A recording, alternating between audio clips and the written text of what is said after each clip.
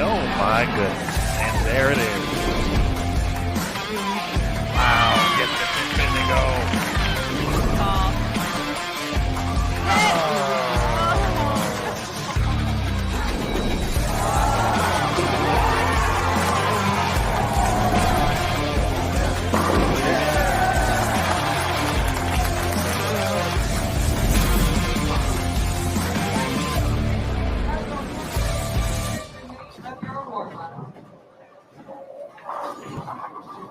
Good morning, everyone, and welcome to the fourth stop of the PWBA season. We're here at the Twin Cities Open from Cedarville Lanes in Eagan, Michigan. I'm Mike Flanagan. Jason Thomas will be joining me here in just a little bit. We'd like to welcome you into Bull TV. Stop number 4 on the PWBA Tour. We're looking forward to bringing you the coverage here today. We've got 6 games of qualifying for you. Also today at 5 o'clock local time, 6 p.m. Eastern, we'll be back with 6 more games of qualifying. We have 65 ladies competing here. Take you out to lanes. I'll bring in JT as well. There's JT. Good morning, JT. Good morning, Michael Flanagan. How are you today, sir? Doing well. We've got 65 ladies out on the lanes finishing up practice here. Yeah, there's a couple more minutes left to practice, and we'll get underway. Looking forward to the resumption of the tour here this morning. Here at Cedarville Lanes, we're looking at a 41 feet in length oil pattern, 25 milliliters of oil. It's actually just fire also. They're only using the first tank, so it's just fire oil. A lot of friction on the lanes. I've seen a lot of ladies as I was walking around watching them practice going high on the lanes when they miss left and when they miss right. There's a little bit of hang. So it'll be interesting to see how the scoring pace is here this morning.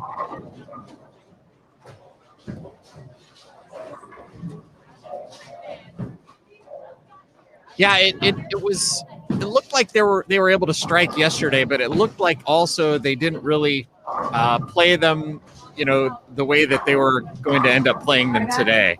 Looked like they used a lot more surface than maybe they would today, and also tried to play a little bit further to the right, which I think is probably not the right way to go. They're going to probably start further left and less surface, and I think there should be some scores out there, Mike. Certainly should be. I just saw whenever they missed left, it was not a good result. So I don't think I would be sharp enough to bowl on this pattern here today. But I will tell you that these ladies are ready. I did walk around and talk to a few of them. Clara Guerrero celebrated a birthday yesterday, so happy birthday to Clara. But I will tell you that they are ready this morning. I talked to a few of the ball reps. They've got a good game plan, most of them. And they're going to adjust on the fly as always. In round 1 of the PWBA Twin Cities Open. Good luck. Here we go.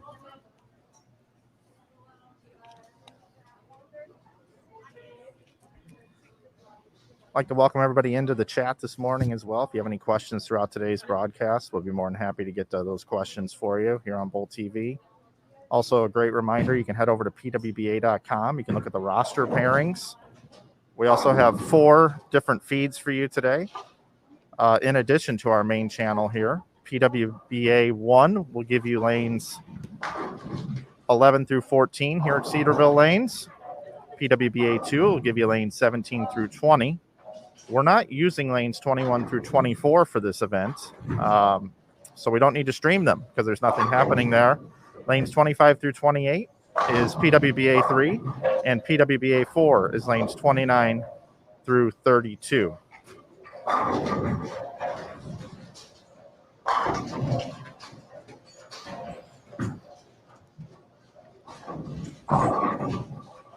Get things started off here. We'll start out on lanes 25 through 28.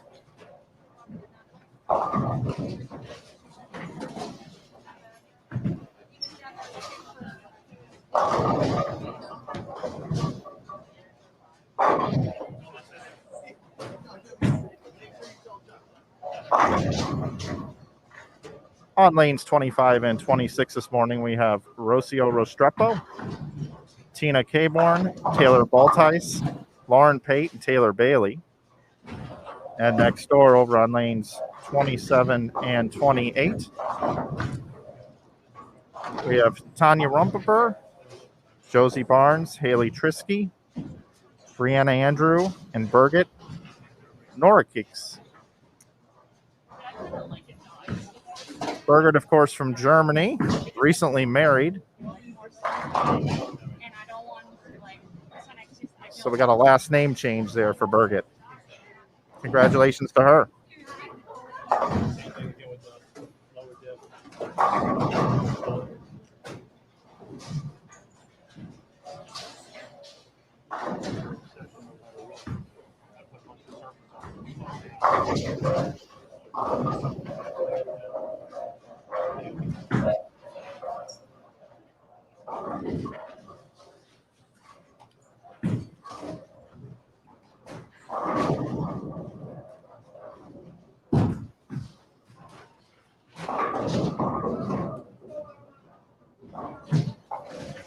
Little history about Cedarville Lanes. It was built in 1979.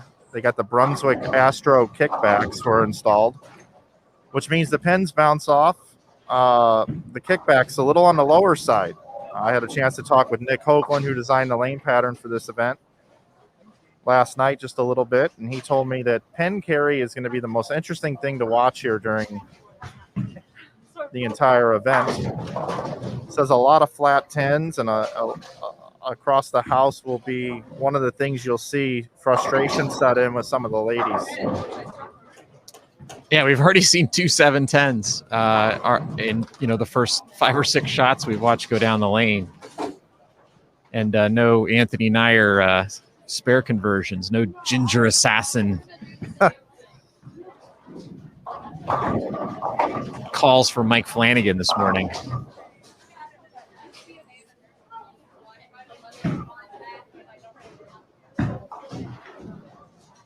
Hello to Hosan, Michelle, Barbara, Jennifer. We see you guys in the chat. Got an active chat this morning.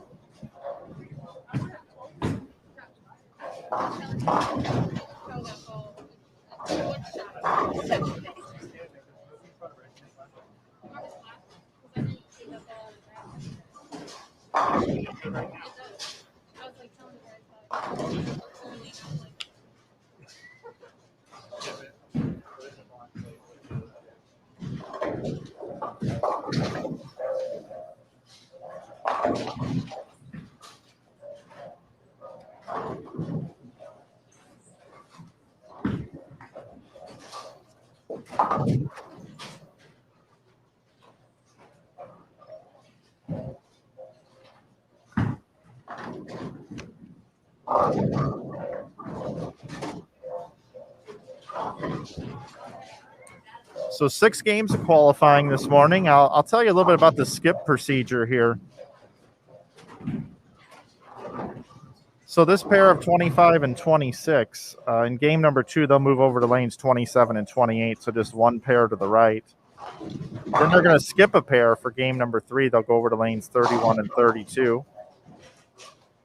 Then they will go down to lanes 7 and 8, 9 and 10, and then 13 and 14. So moving to the right, not skipping more than 2 pairs at a time. A gradual move throughout the bowling center. Cedarville Lanes is 32 total lanes here in the center, not using lanes 21 through 24, and also not using lanes 1 and 2. So it looks like 26 lanes in use.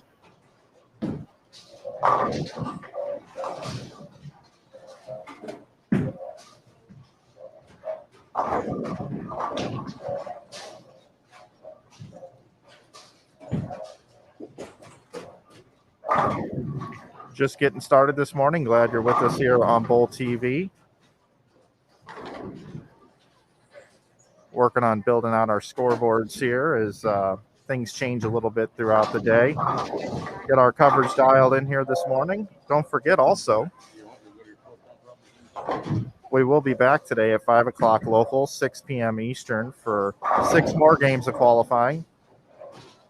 And then we'll make a cut down to the top 32. Come back tomorrow morning at 10 a.m. local time, 11 a.m. Eastern for 6 more games of qualifying. And then back again at 2:30 local, 3:30 Eastern for the top 12 who will bowl 6 additional games. And then we'll be back for that step ladder Saturday evening.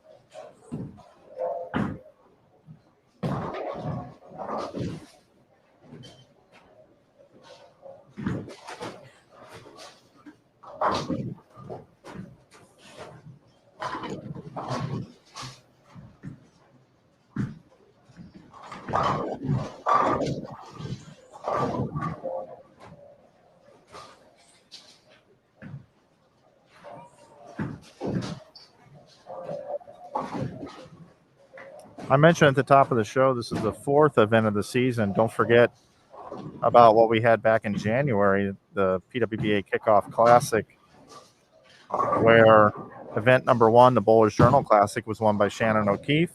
Our second event, the ITRC Classic, was won by Brianna Cote. She took home her second title, her second PWBA title.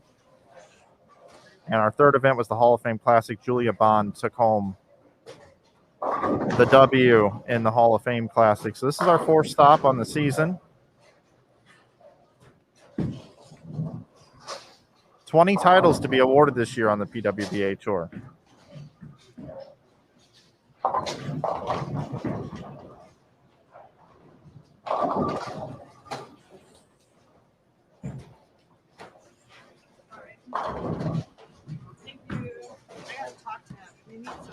Yeah, I'll show you how. I'll show you what's going on, and you can fix it.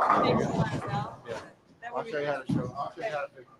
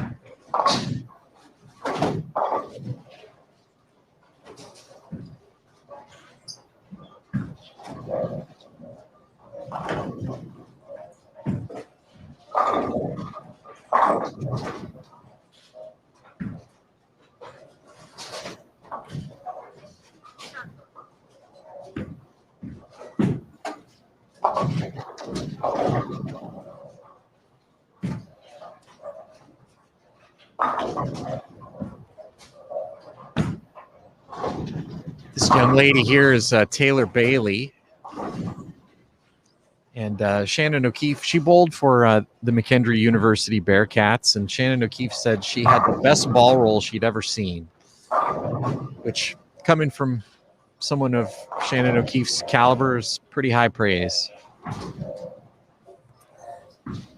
Yeah, she's also been living with the O'Keefes for a while and assisting with the McKendree program post-graduation. And I believe she's going to bowl all the stops this year. And she practices with Shannon on a regular basis. So Shannon's got one of the best practice routines out there. So we'll see how Taylor does at this event.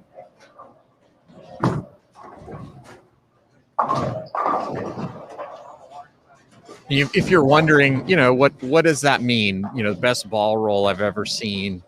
It's kind of like jumping ability, in basketball. It's something you can't teach. It's just a natural thing.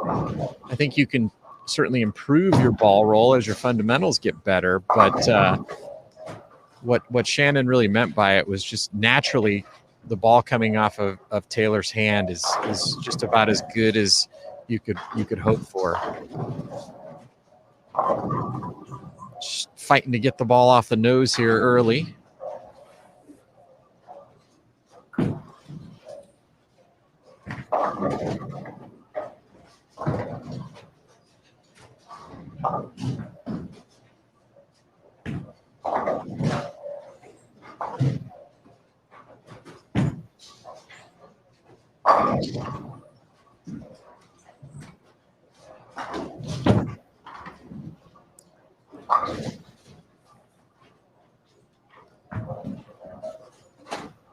If you were joining us yesterday, we had Chuck Gardner on, and we were talking about how he and Shannon Polhowski, for the first time ever, were able to work together on the same team at this event because Shannon didn't bowl the Kickoff Classic. And we talked about, are there any other lefties in the field? And the answer is yes, there are other lefties in the field. Brianna Andrew, right here on 27 and 28, also a southpaw. So Shannon Polhowski is not by herself.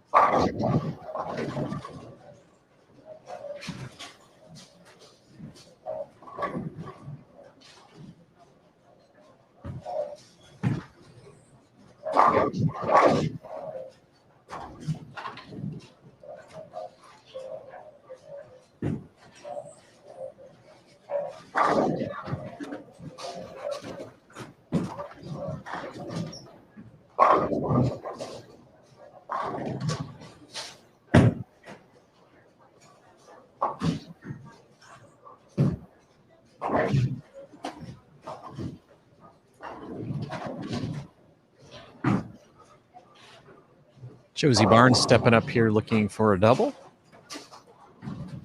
Looks like she's playing him the right way, right in between second and third arrow, just like we talked about yesterday. And you really don't want to get the ball right of 7-8.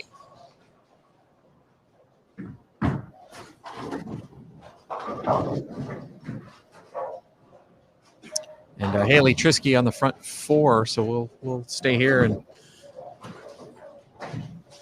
see if she can extend the string to 5. Yeah, we talked about Haley yesterday. I've never seen her bowl before. But she's also her sister is also bowling. Callie Trisky. A couple of local bowlers here. Well, using the hometown knowledge to her advantage here early with the front 5. I talked to Amanda Vermelia. This is her home center as well. I didn't realize this is where she bowled all the time, but it is. And she lives about 10 minutes away. Of course, she's bowling here, and her husband Eric is actually one of the doormen here as well. He's helping volunteer for the event. And I also had a chance to talk to Matt McNeil this morning. He's the ball rep for Storm, one of the 3 that are here: Steve Jacobs, Hank Boomershine, and Matt McNeil. And Matt said it was really nice to be able to drink his own coffee, as he just lives 10 minutes away as well. So this is a hotbed for bowling, JT. Yeah, it is. And, to have that many, great bowlers and knowledgeable folks in the industry, just here in the neck of the woods nearby, it just shows you what a great bowling community this is. And, of course, Scott Pohl runs the pro shop here.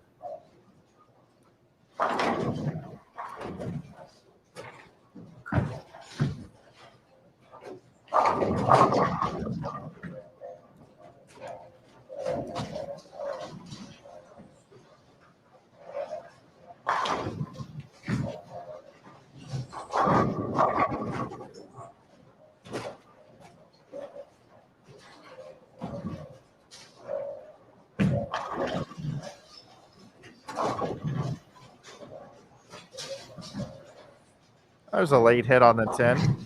Nick was right about these flat 10s.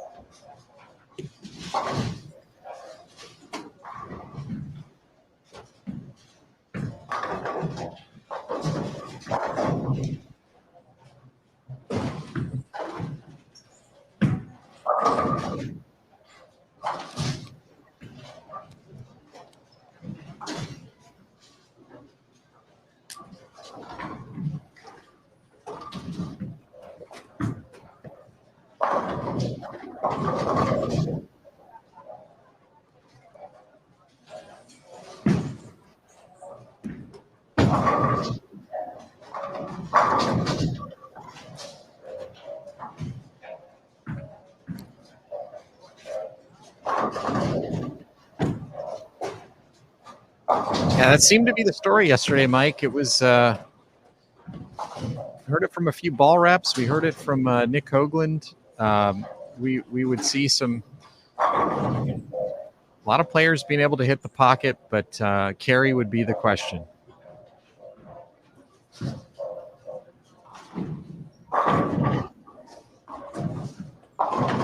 It does tend to make you think that, if this is how they play all weekend, we would probably see players with, a little bit more power, a little more ball speed, a little more rev rate, being able to score a little better. But obviously, we'll have to wait and see how it plays out. Yeah, after about two or three games here, I think we'll really have a feel for, what a good score is here.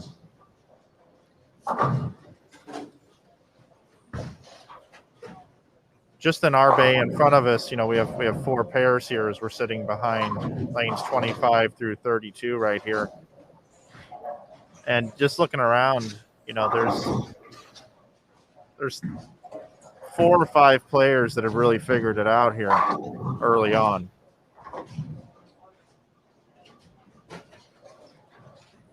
And one of those players is Josie Barnes. I saw that 7-10 as well. And Rocio barely got the 10 out on hers. So, yeah, that's going to be a big story. Another nice shot there from Josie. I think she's got her eyes set on a 279 being a good scorer. Yeah, she does.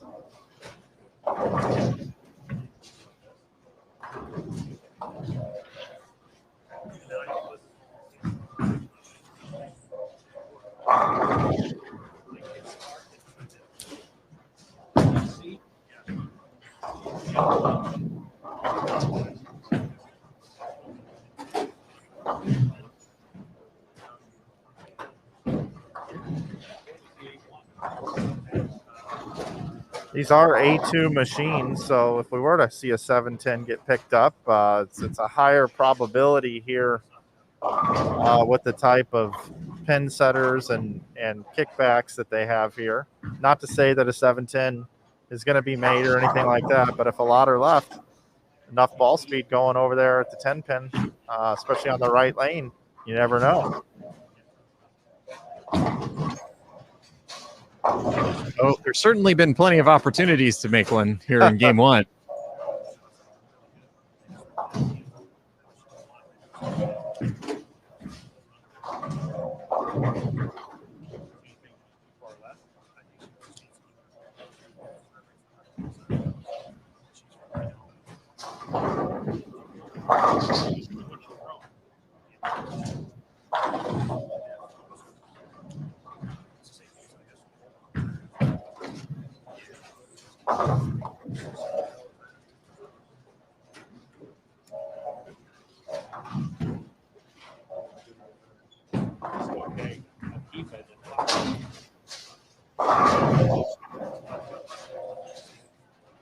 All right, Taylor gets back on it with a strike, kind of gives a little hand wave at the right lane after leaving that 710.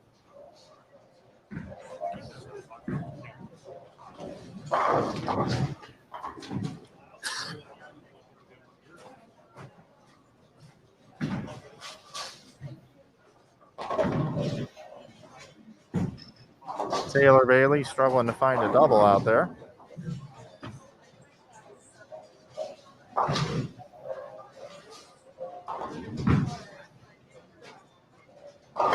It's burning up, bro. It's burning up. You don't see it. Come on, make spare. It's burning up. It's burning up for 5 shots.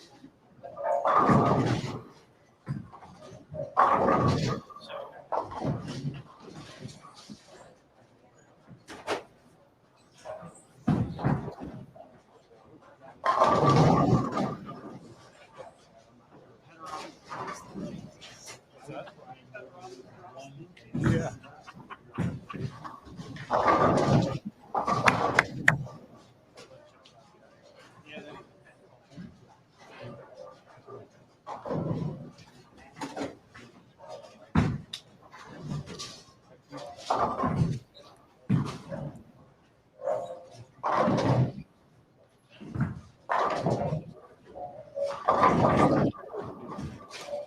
Burgett now with 4 in a row.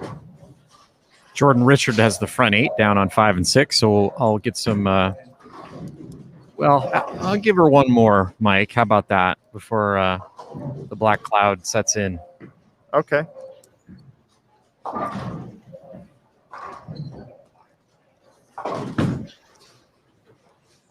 You know what's interesting about that is, you know, we talked about with this pattern playing further towards the inside part of the lane, a higher rev rate player could score well this week, or maybe even have a little bit of an advantage. And it's interesting to know that Jordan Richard has the front 8.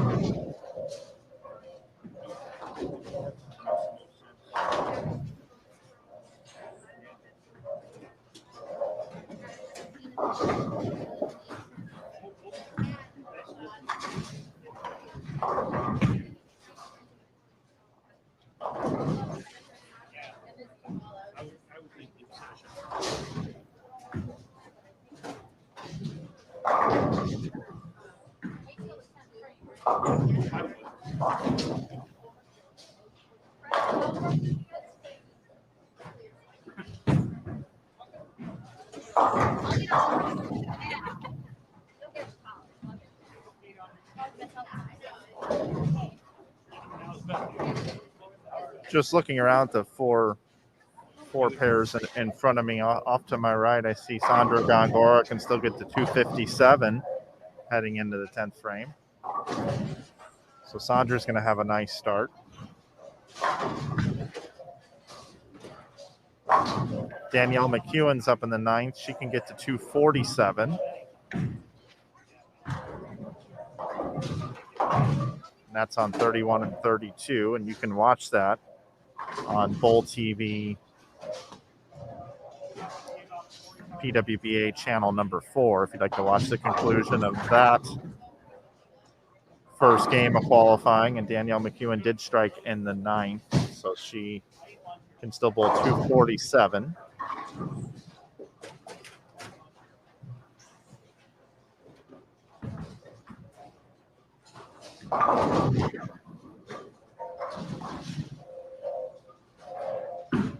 '29 and 30 is about a frame behind 31 and 32.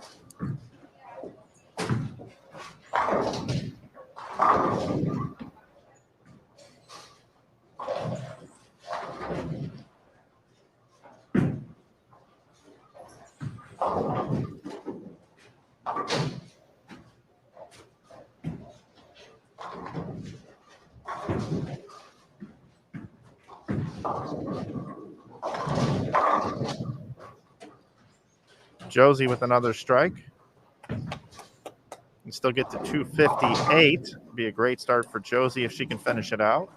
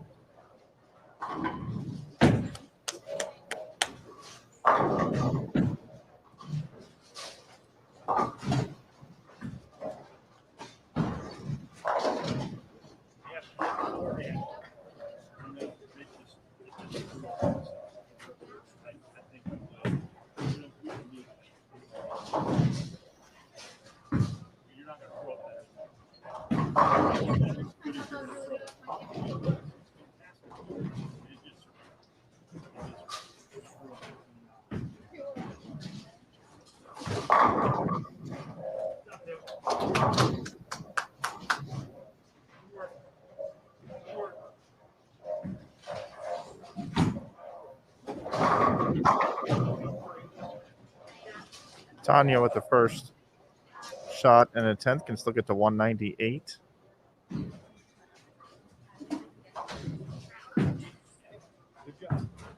Taylor Bailey now with her first double, can still bowl 216.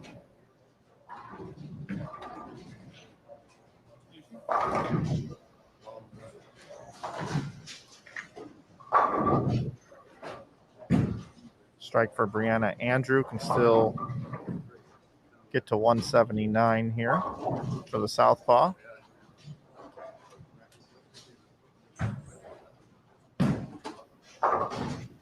Taylor just missing that one.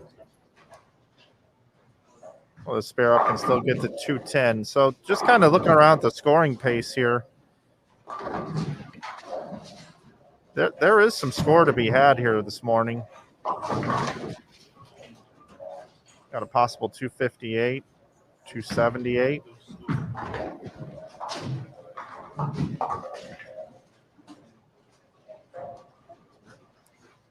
$248 over on 27 and 28. A little bit lower scoring here on 25 and 26 comparatively. Just something to kind of watch. 27 and 8 is our championship pair. That's where our top 4 stepladder will take place on Saturday. Just another little mental note to make.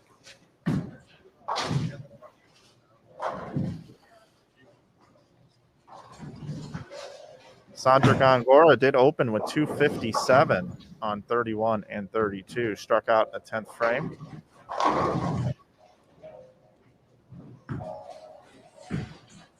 Danielle McEwen on lane 32 just got 5 right out of the middle. Left the 3, 4, 6, 7, 10. So no 240 for Danielle.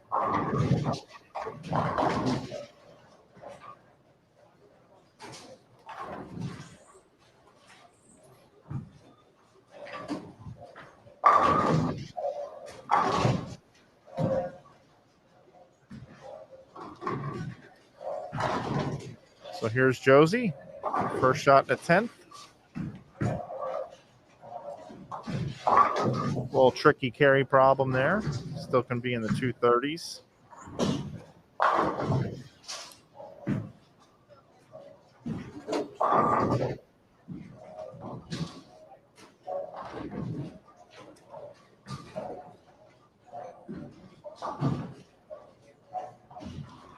Well, Mike, even though it wasn't you, we are 1 for 1 today. Oh boy. So I thought we lost that. Team Black Cloud is 1 for 1. Jordan Richard left a flat 10 on the front 9. 279 still a very good game, though. Yeah, it sure is.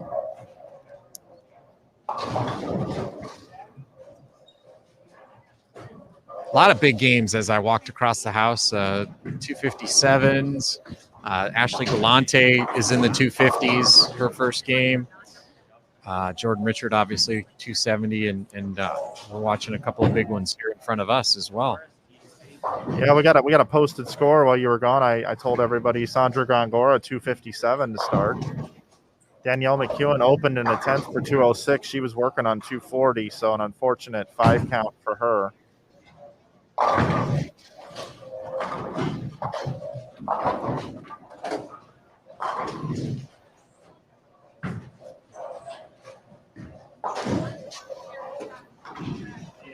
Josie Barnes can finish out with 238 with a strike here. Very well bowled game by Josie. And JT, I was comparing the two pairs here. You know, obviously, you've got a difference in bowlers, of course, but just looking at the pair, something to keep an eye on. A little bit lower pace over here on 25 and 6 compared to 27 and 28. Yeah, it's something to keep an eye on as the day progresses. See if we get another group in here that likes that pair a little more than this first group did. But usually, when players have practice on the pair and you've got a scoreable condition out on the lanes, you would see some higher scores that first game, especially when you walk across the house and there are so many high scores to be had.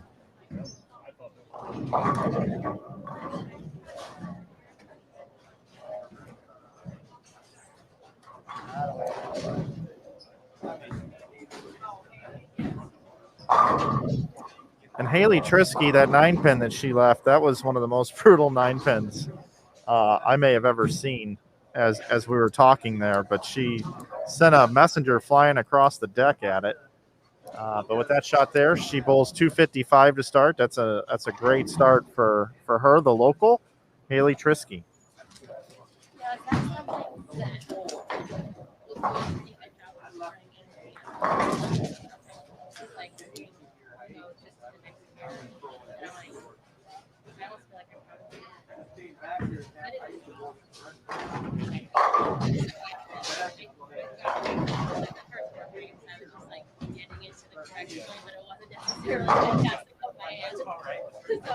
I'm like, if I'm getting what I'm looking at,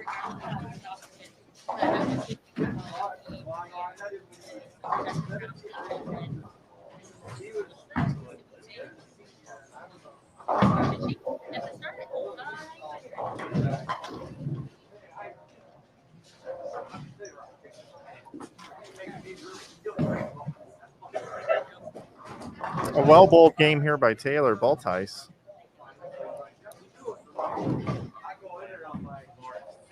Only going to come away with 210 if she can strike on her fill ball. Deandra Asbeatty finishes with 193, and she was clean that game. So Deandra, an excellent spare shooter. It's good to see her out here competing. I talked to her this morning a little bit. Jersey and Madden made the trip with her. And she actually said to me, you know, it's going pretty well with them out here as they're getting a little bit older. She told me that Madden wears a size 10 now in the shoe size. And if all goes well this week, she says, you know what? If I can bring him with me, I might come out and bowl a little bit more this year than what I had originally planned. So.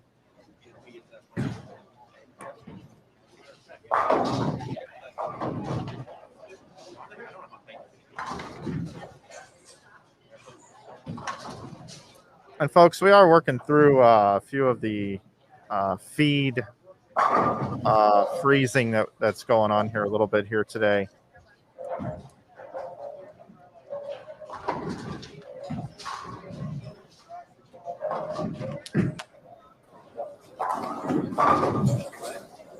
We'll go check in over here on lanes 11 through 14.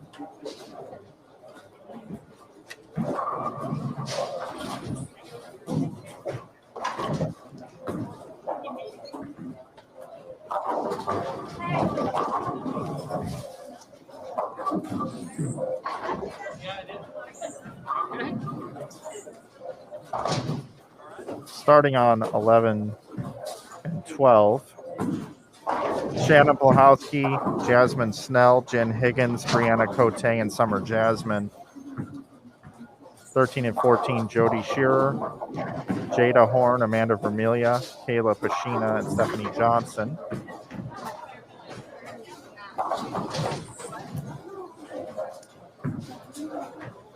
Jen Higgins figuring it out with a 4-bagger going into the 10th frame.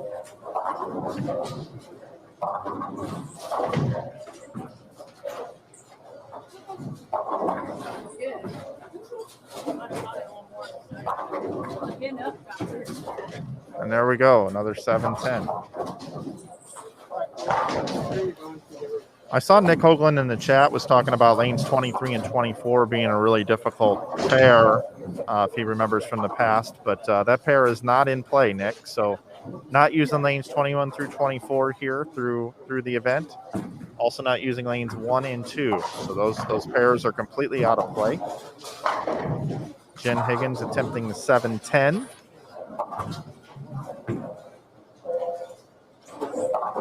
So 199 for Jen, who was really bailing out a game there.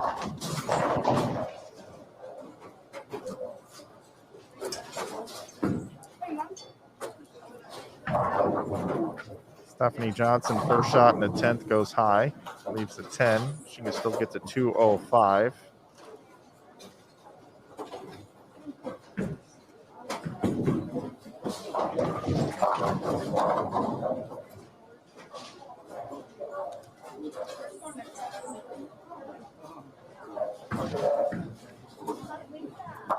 Jada Horn with 175, and Amanda Vermelia can finish out for 247, and that's with a single pin miss in the second frame.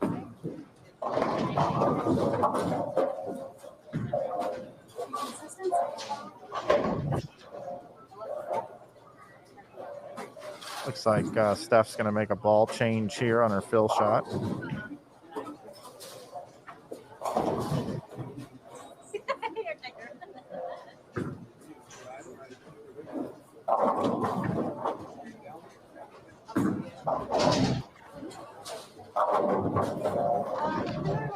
Lean on it a little bit there. Well, Amanda leaves a flat 10. So 236 left for Amanda. Stephanie Johnson is making a ball change.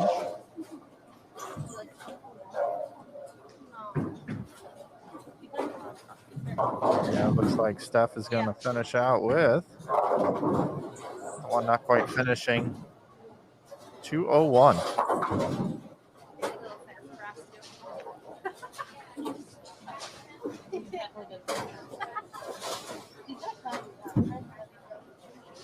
Okay.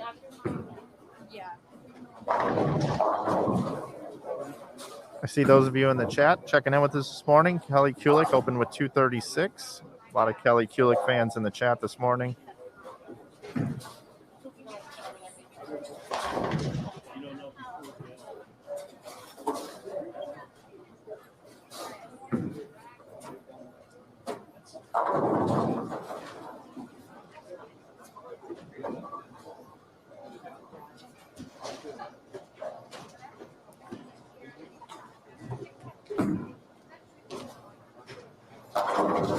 All right, nice start by Amanda Vermelia. 236. Okay. Well, that's game one, everybody. Looks like JT's switching everything over to game 2 graphics. Bring it back into the booth. Glad you're with us here on Bowl TV. I'm Mike Flanagan once again, bringing you the action here today. It's an absolute privilege and honor to be able to do this with you today. All the bowlers are moving lanes now. Looks like one pair to the right is the skip procedure here to get started. Our man JT looks like he's back. JT, Yes. we got everything moved around. We got one game in the books. We got some big games out there. We got some mediocre games out there. We got a little bit of everything. Yeah, we did. A little bit of a mixed bag, but certainly the players know there are some scores out there to be had. Some of the players who maybe got off to slower starts, that's going to put some pressure on them to make some quick adjustments and try to get going here. But basically 11 more games left, and we'll cut to 32. So a lot of good information that was gleaned here in game number 1. We'll get some reactions from some of the ball reps as we get started here in game number 2, just to kind of see what they're looking at and how the players played them maybe a little differently than what we saw in the practice session yesterday. Some of the successes, some of the causes of maybe some lower games than some of the players would have hoped. But we'll see what happens here in game number 2. Yeah, and I think we'll stay down on the low end to get things started here. Get a look at some fresh faces.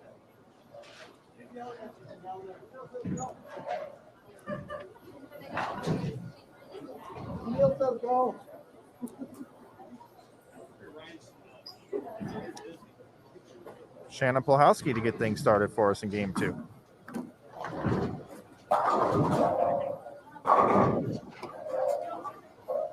Yeah, I'm really curious to see how she does on this pattern. We know that, it's better to play in a little bit deeper. Shannon can play in, the inside part of the lane.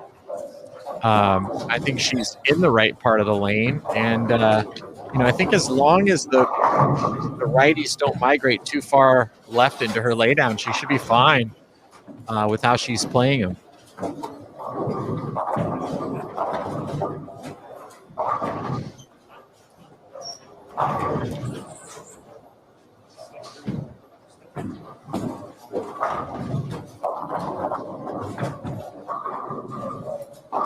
Shannon bowling with Jasmine Snell, Jen Higgins, Brianna Cote, and Summer Jasmine.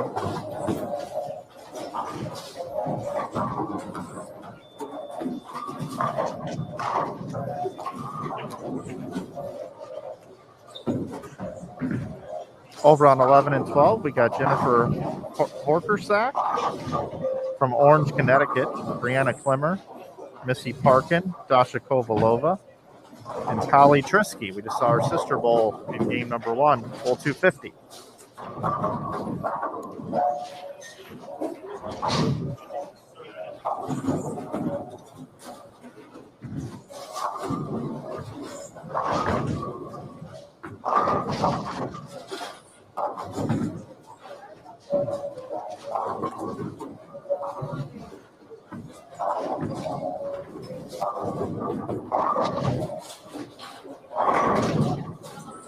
Good question, Rod, in the chat. Want to know, did Diana Z's equipment arrive?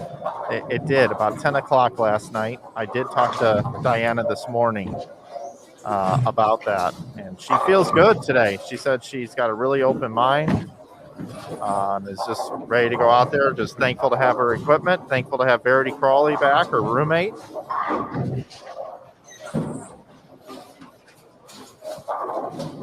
It was funny, she posted on social media that Verity Crawley gave her a little care package when she got to the hotel room, some of her favorite treats.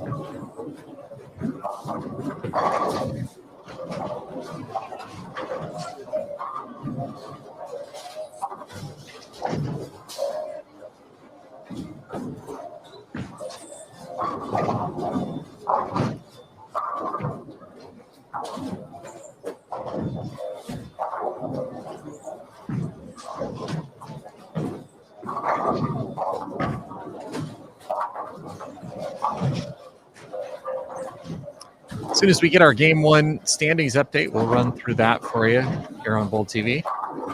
Standings available at pwba.com.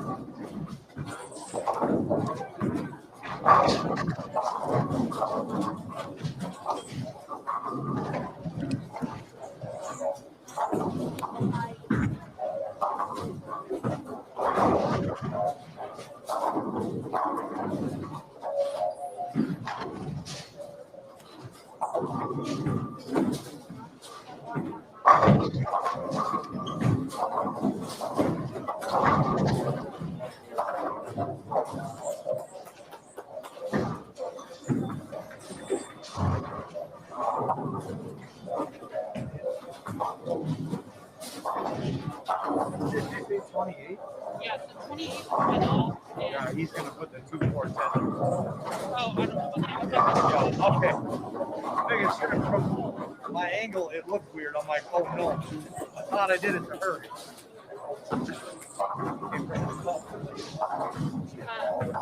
Shannon Plahowski missing right of target there. Didn't like that shot very much.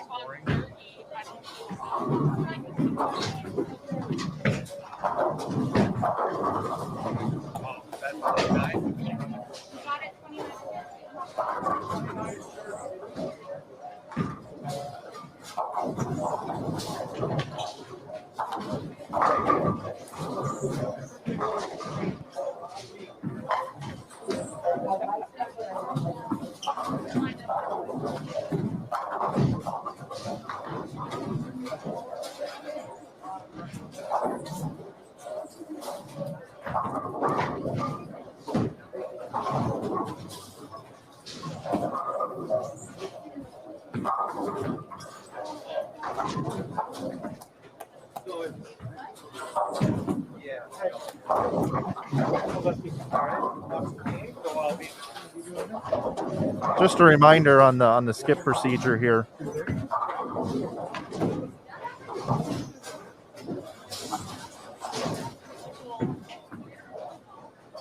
Jennifer, Brianna, Missy, Dasha, and Callie, they all started on lanes 9 and 10. They are now over here on 11 and 12. So every pair moved one pair to the right. And then for the next game, they're going to skip a pair. So this group will be on 15 and 16.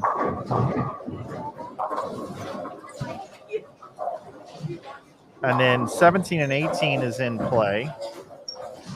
19 and 20 is in play.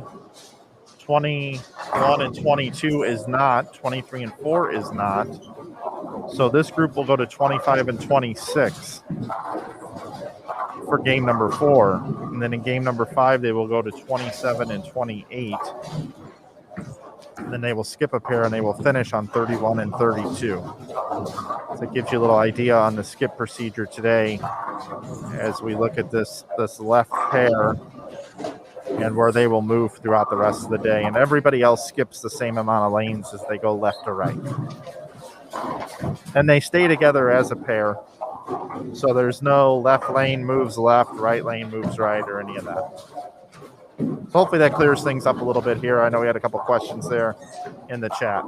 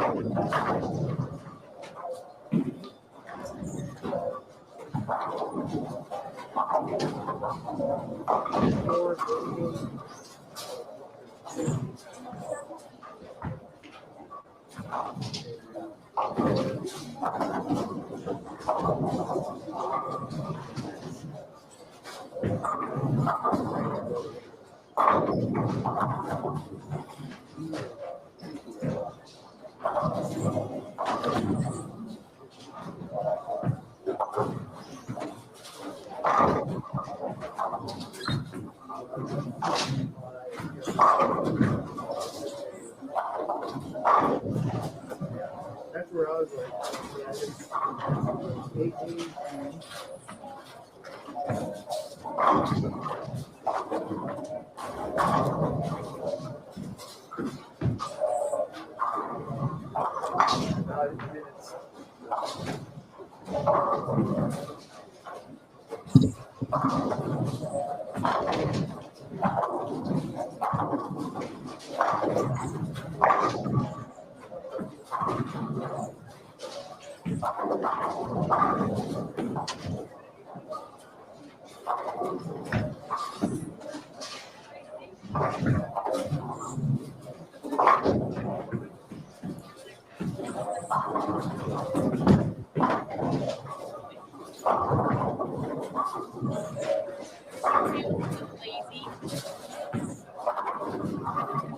Nice shot by Summer Jasmine. Getting on the board with an X. Missy Parkin now up, looking for the first three on lane 12. Oh, that's inside, it looks like.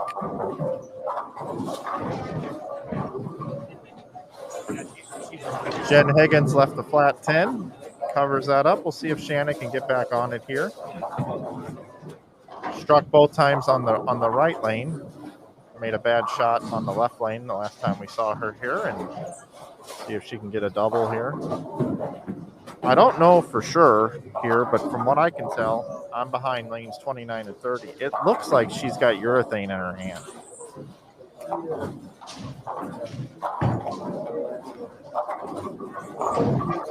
That looks like a purple hammer.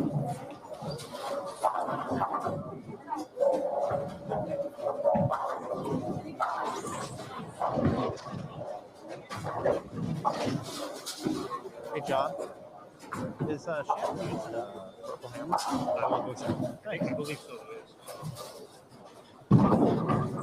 Got a ball rep here from Brunswick. John Versier's here helping out. I just asked him. He's going to go check for sure. And the reason why I bring that up is not too often on the PWBA Tour do we see urethane go down the lane. It's just something you don't see a lot out here.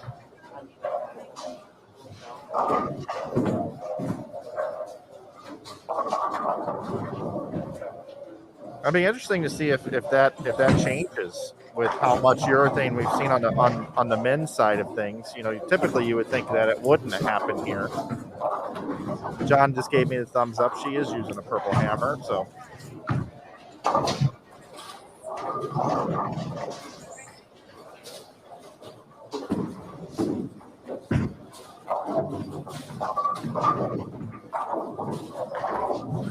Now, there's a perfect example of how tricky this oil pattern can be. You know, Missy opens up with a double and then misses left and goes through the face for a split, and then misses right and leaves the 2-4-8.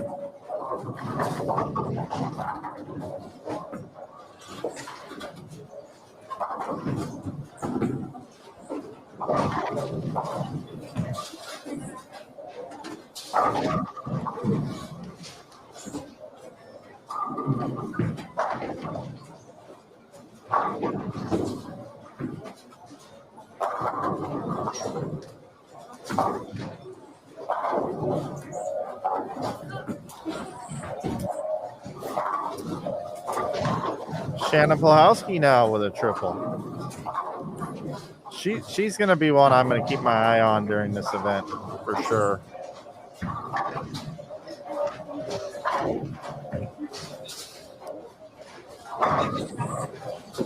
Every shot that she's executed and hit her target, she struck so far.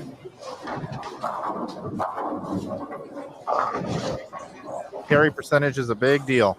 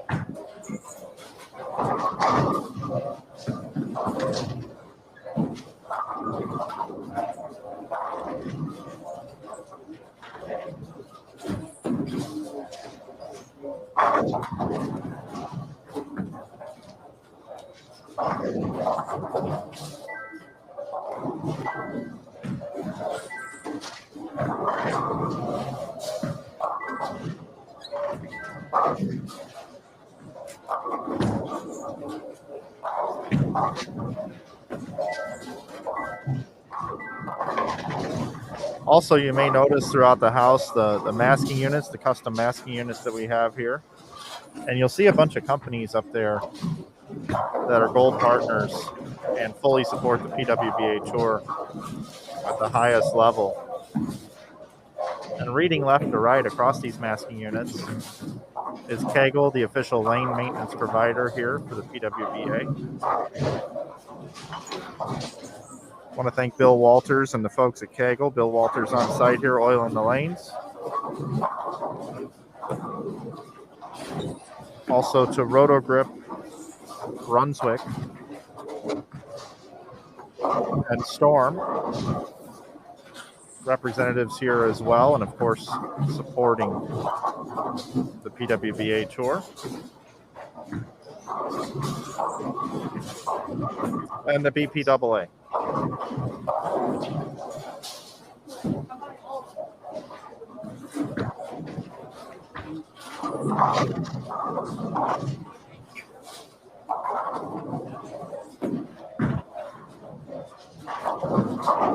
And of course the USBC. So Missy Park in here, boy, she's really struggling here these last three frames after opening up with the double. We saw her on this lane go high. Now she's gone light. She's gone light on the left lane, which tells me there's not much room for miss with where she's lined up right now. Jen Higgins now with the double.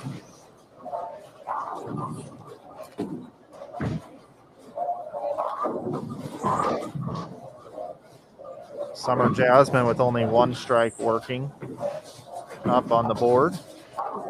She's trying to stay clean here with the washout. And she does. It's amazing how great a spare shooters these ladies are. It really is. It's almost like you expect them to make these spares. Missy Parkin with a 210, another perfect example.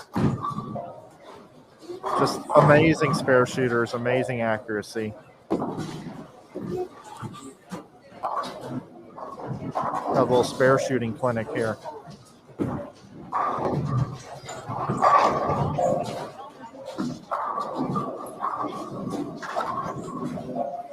Brianna Cote now. Having no problems on the right lane, cannot buy a strike on the left lane.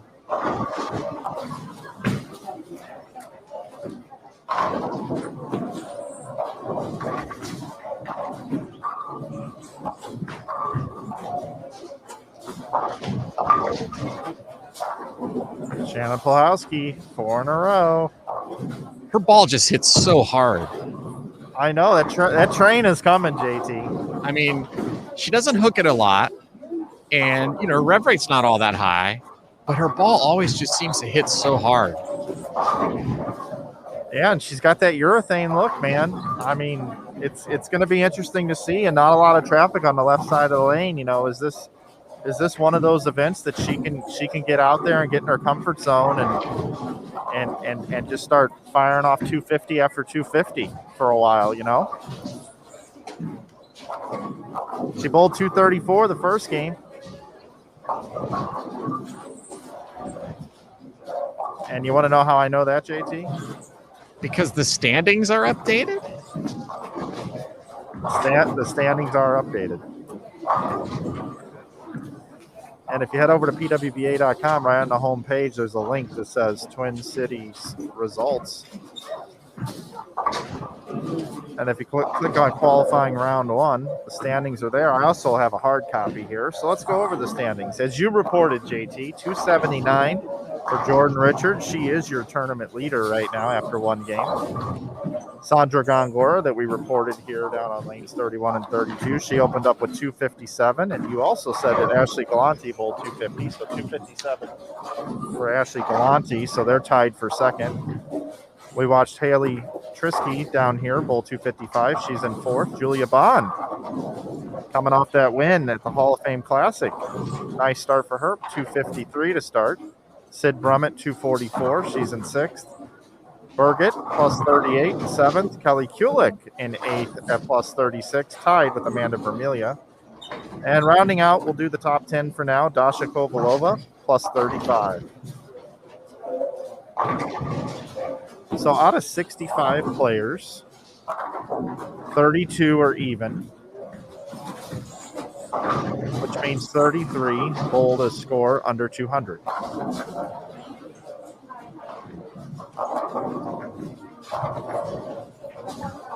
Shannon O'Keefe and Liz Johnson. Liz Johnson bowled 191. Shannon O'Keefe 190 to start.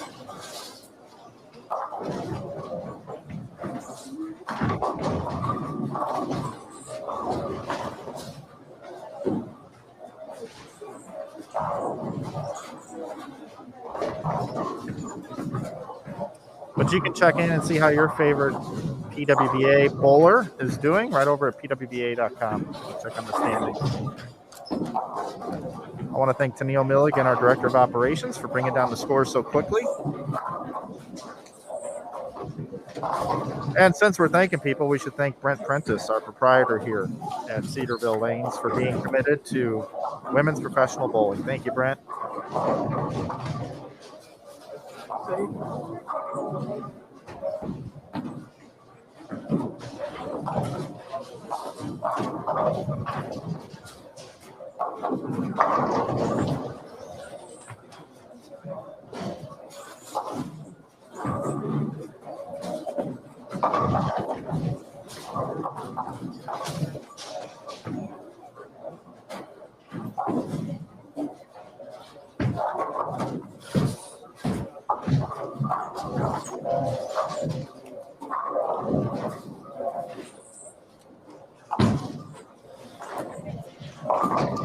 Brianna Clemmer, that's a name I've been waiting for a long time to get to watch out here on the PWBA Tour. Had a dominant collegiate career. She always seemed to bowl very well at Team USA trials. where the pros were in the field, and she just had so much firepower. She'd get on certain patterns and run away and hide from the field, and that's the kind of performance you need to win out here on the PWBA tour. So it's been a long wait getting to see her come out and make her debut on tour.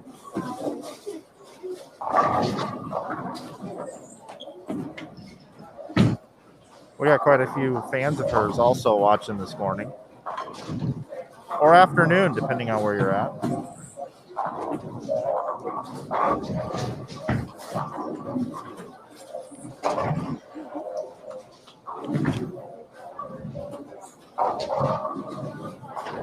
Something unique about the way that she bowls is how she puts her arm out at her side at the very beginning of the approach.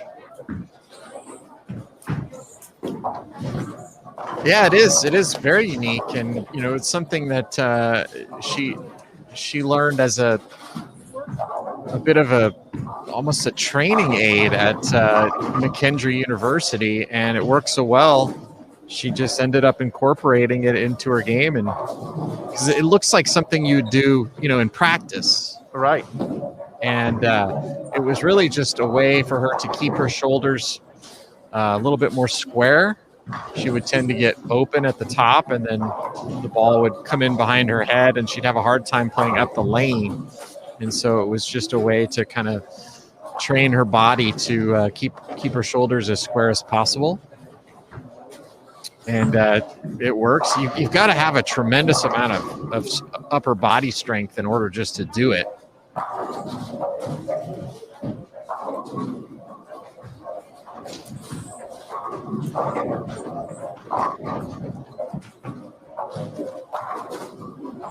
But as soon as she lets the body or lets the ball come down into the swing, everything just relaxes. Her swing perfectly in line, and when she starts to get lined up, there's really not many players that can keep up with her.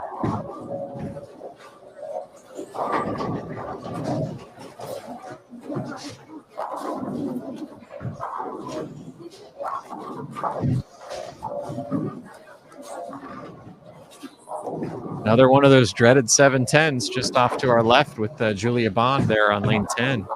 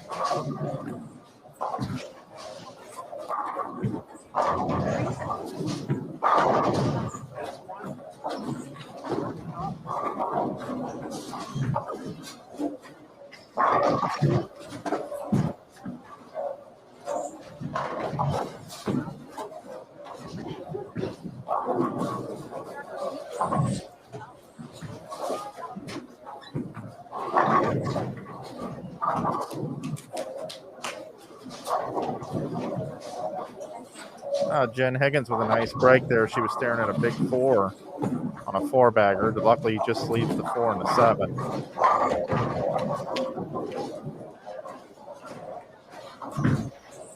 You know, I can remember JT back when Jen Higgins was a youth bowler.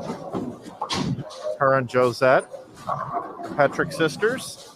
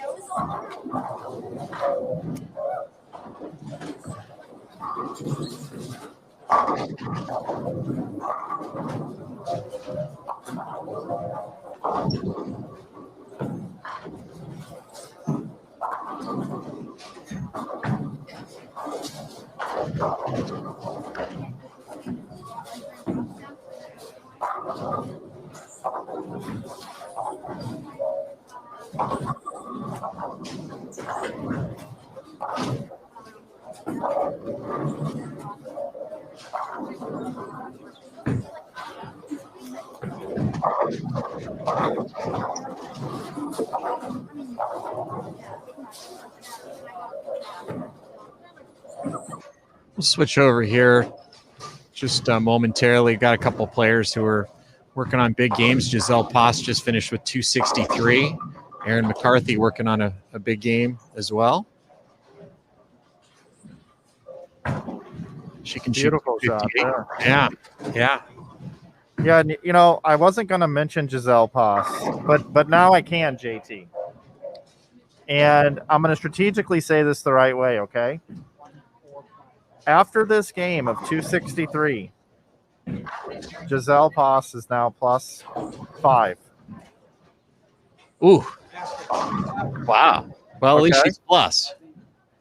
And I don't know if the PWBA has this award. Maybe I'll make one myself out of an 8.5 and 11 sheet of paper. But Giselle Post just got a Century Award. Yeah. Plus 21. Yeah. Man, She improved her score by 121 pins, man. that's good. That's always good. That's amazing. Now she's like right back at square one. Like, tournament just started. I'll tell you, there's a funny story related to that. We have an individual that works at the campus. He's a very good bowler, 220 plus average bowler. He's one of the folks that's in charge of certifying the lanes for the USBC.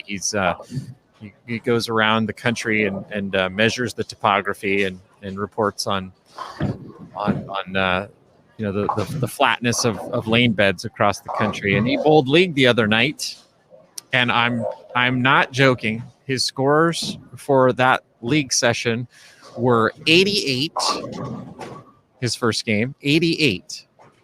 Then bowled 268, 279 the last two. Oh my goodness. Isn't that the greatest 3-game series you've ever heard in your life? I think it is. 88. he had like 7 or 8 gutter balls. I think there were 2 double gutters in there. And then shot 260, 270. It's one of the most amazing things I've ever heard. So at least Giselle beat Samuel Guy's first game. Yeah, did he show up late or something? Or No, was it- no, he bowled the whole game. I actually saw the printout of the. Well, there were a number of photo grabs of it, but no, he bowled every frame. He actually got practice, and just he was playing out and was just having some issues keeping the ball in the lane, apparently.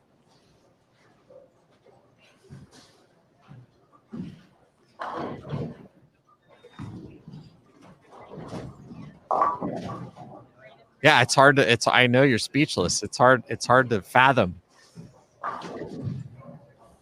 What's the lowest game you've ever bowled, Mike? Since you became a good bowler. Well, I appreciate the compliment, JT. Let's see. I think I had like a 112 in a tournament one day. I remember bowling like 131 at the Open Championships in the first game of team with a lot of bracket money on the line. That was pretty nice. Yeah, those won't win you too many brackets. No, and that was before they had the reverse brackets. I think they invented them for me. Brianna Klemmer there, she created a lot of pin action, but the scout didn't get over there to the 10, but good ball reaction. Yeah, we'll head back over to that pair now. Just wanted to get a look over here at some good scores. Oh yeah, sorry. I was no worries. I was looking at the other screen for whatever reason as I was going around. Well, yeah, we do have 4 different channels that folks can watch, as you mentioned. And this main channel, we have the capability of kind of bouncing around between the channels that we have available.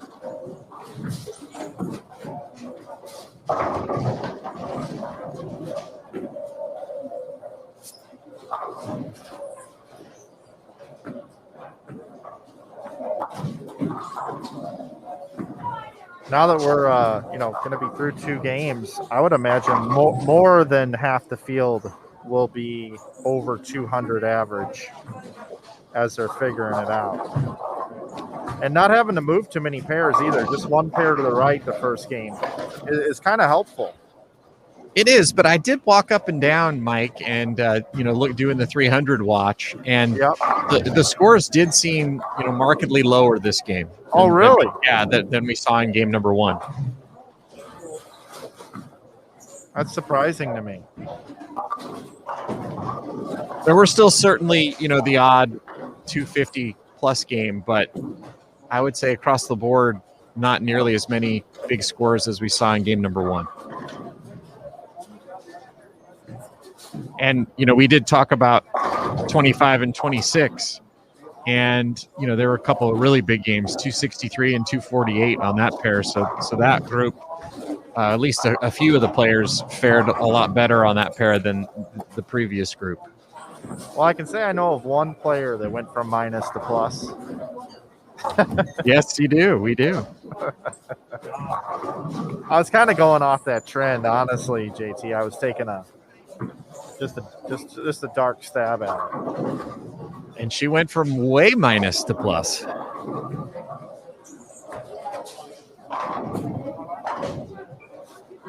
I'm sure that was a ball change and a zone move or something like that, more than likely. Maybe we can get Matt McNeil to maybe shed some light on that sometime in the next game. Yes, we will.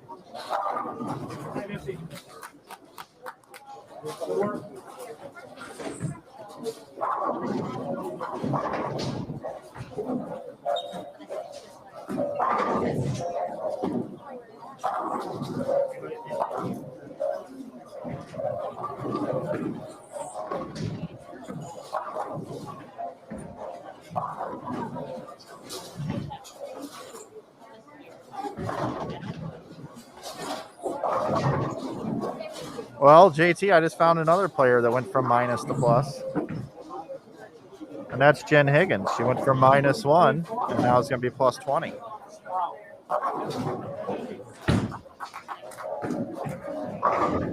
Missy Parkinson and pins everywhere.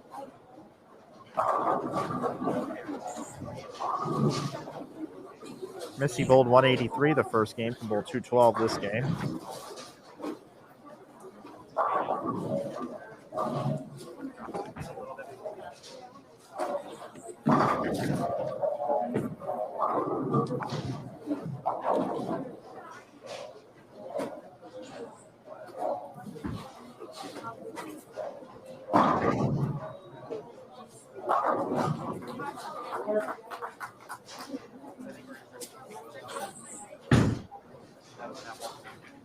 So 212 for Missy.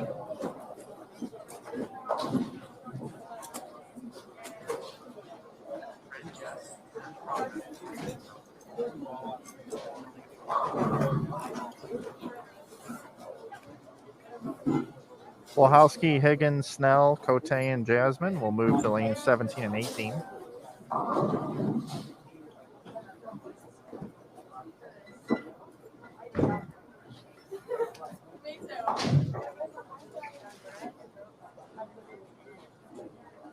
Missy and her team there, her pair, they will move over to lanes 15 and 16. So the players moving around here, getting ready to go into game number 3.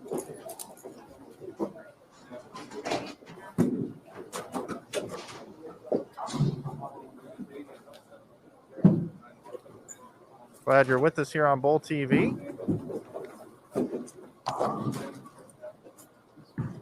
Fourth stop of the PWBA season here at the Twin Cities Open. We're at Cedarville Lanes here in Eagan, Minnesota.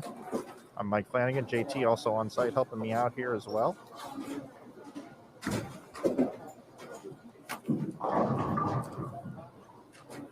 We will have a giveaway for you here today, as we always do on Bowl TV. During the qualifying rounds, we're going to give away an autographed program book from the squad leader.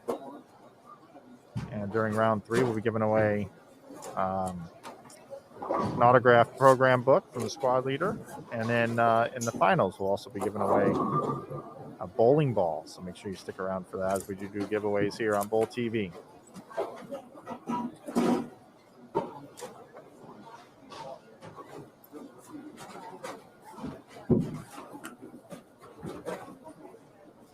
All right, so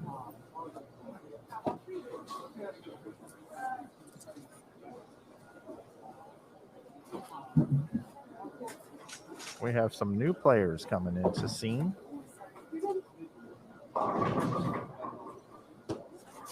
On 11 and 12, we're going to have Ashley Galante, Abby Ragsdale, Alyssa Doyle, Jordan Richard, Verity Crawley. Next door, over on lanes 13 and 14, we're going to have Julia Bond, Shannon O'Keefe, Lindsay Boomershine, Caitlin Johnson, and Bridget Jacobs. So 10 new faces that were all down on the low end to start, which is the one part of the bowling center where we do not have cameras. So this will be an opportunity to take a look at these 10 ladies.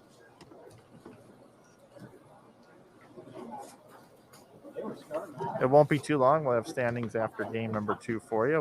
We'll run those down as soon as we can.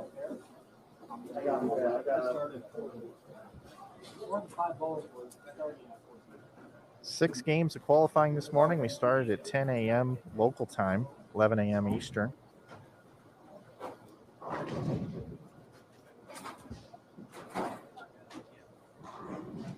So according to my records, it's taken us about an hour and a half to get through 2 games.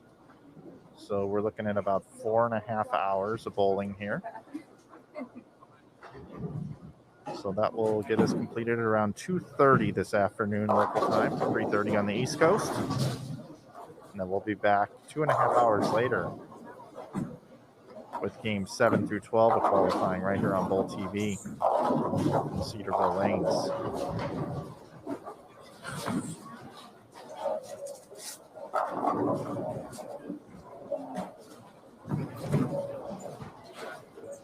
Again, as we see the oil pattern transition, 41 feet in length, just over 25 milliliters of oil. They are using fire oil here this week. A 2.33 to 1 ratio, very flat condition. The center, built in 1979, has Brunswick Astro kickbacks, which means the pins bounce off the kickbacks a little bit lower than normal.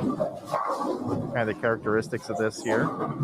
And the person that created the lane pattern, which is Nick Hoagland, he shared with me yesterday, as I mentioned at the top of the show, that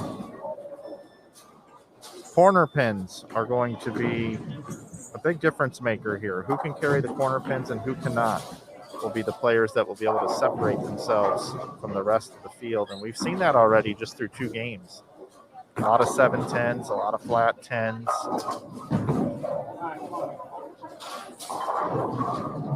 So here we go, Verity Crawley. Welcome back, Verity.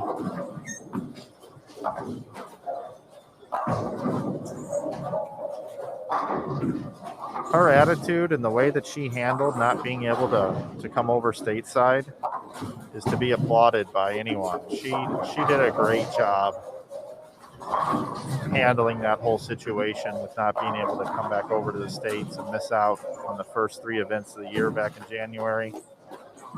Just really speaks to her character and who she is as a person. And no matter really how she bowls, I'm sure she's just going to come out of this one being real happy that she was even able to compete out here on the PWBA tour. But she's a great bowler, so I'm sure she's going to do well.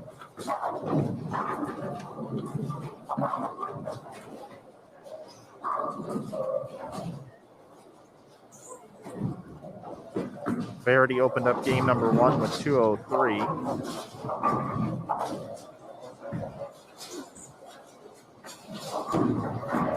Now here's our point leader through 3 events, Shannon O'Keefe.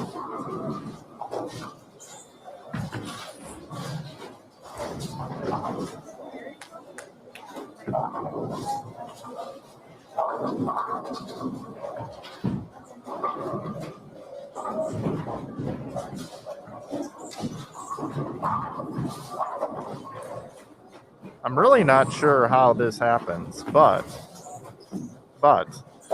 just to let you know who we have paired up together here. Shannon O'Keefe is number 1 in the points. She has 24,850 points, and you can see that at PWBA.com. Tied for second is Julia Bond and Lindsay Boomershine, 100 points behind. And they're all in the same pair. They're crossing together, everybody.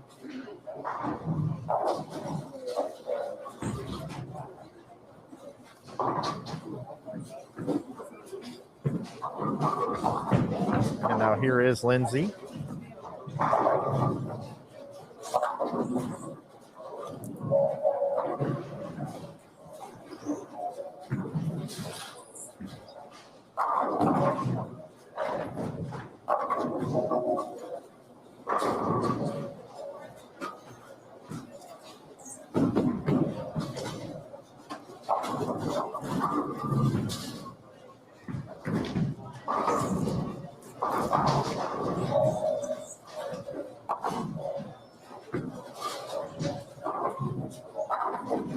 I'd like to bring JT back in. Sorry, I'm just trying to catch a snack. Yeah, I know. I wanted to catch you there for a second. Just let everybody know that you were able to have a snack there. Yeah, you caught me. Actually, I didn't know that that's what you were doing right there. But so through 2 games, JT, what do you see? What's your analysis? Well, it certainly looks like it's what we thought it would be. You got to play in. The players with a little bit higher rev rate and a little bit higher ball speed are able to create a little bit of hold. There's not a lot of room to miss. If you miss right, it's gone. There's massive out of bounds, right of 8. So if you're going to play straight, like Dasha Kovalova, you saw her there on lane 15, just right on the edge up 8, but she'll just jump left off of that. And Jordan Richard obviously off to a quick start. She's got, all of those things that we mentioned. She's got the ability to throw it hard. She's got high rev rate, and her carries more than likely going to be a little better than most because of that extra ball speed and that extra rev rate. But then you'd also saw, somebody like Giselle Poss, who likes to go left to right more, shoot a big game the last game. But on the other hand, she started off with a really low score that first game. So there's a lot of trouble there if you go left to right. I think you got to keep the ball a little bit in front of you. High rev rates certainly seem to help so far, but because the players started further left than they did yesterday in practice, we'll see how that holds up over the course of the block. Okay, because I might forget. I may I'm stuck doing a lot of things. If you don't have it by the time I'll get it.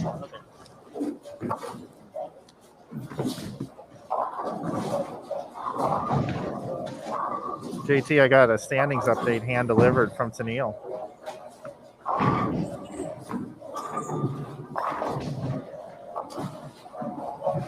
We have a new tournament leader, which is no surprise early on in an event. Sydney Brummett, plus 99. Has bowled games at 244 and 255, which means she's on pace to bowl 266 this game. Ashley Galante finds herself in second, 257 and 217. That puts her at plus 74, tied with Haley Trisky, 255, 219 for Haley. Lindsay Boomershine, who we have right up here, 222, 246. So she's picking up right where she left off at the Hall of Fame Classic and the Kickoff Classic, just all three events combined. Amanda Vermilia finds herself in fifth, the local, plus 64. She's bowled 236 and 228. Shanna Polhowski, who we watched most of last game, 234, 226. She's plus 60, and she's in sixth. Jordan Richard, after bowling 279, bowled 180. Almost got the negative century award there, but escaped it by just a pin. So pair to pair may be a little tricky there. Plus 59 for Jordan. And, another Nair, the Ginger Assassin, Anthony Nair, with all the hoopla a couple weeks ago. Alexis is in eighth, his sister. 211, 246 for Alexis. She's in eighth at plus 57. Ninth is Dasha Kovalova, 235, 218 at plus 53, and she's tied with Julia Bond, who bowled 253 and 200. And, Dasha was really upset with her performance at the Kickoff Classic, making two shows and not bowling well in the step ladder. So maybe a little chip on her shoulder, and she's bowling well to start the day through two games.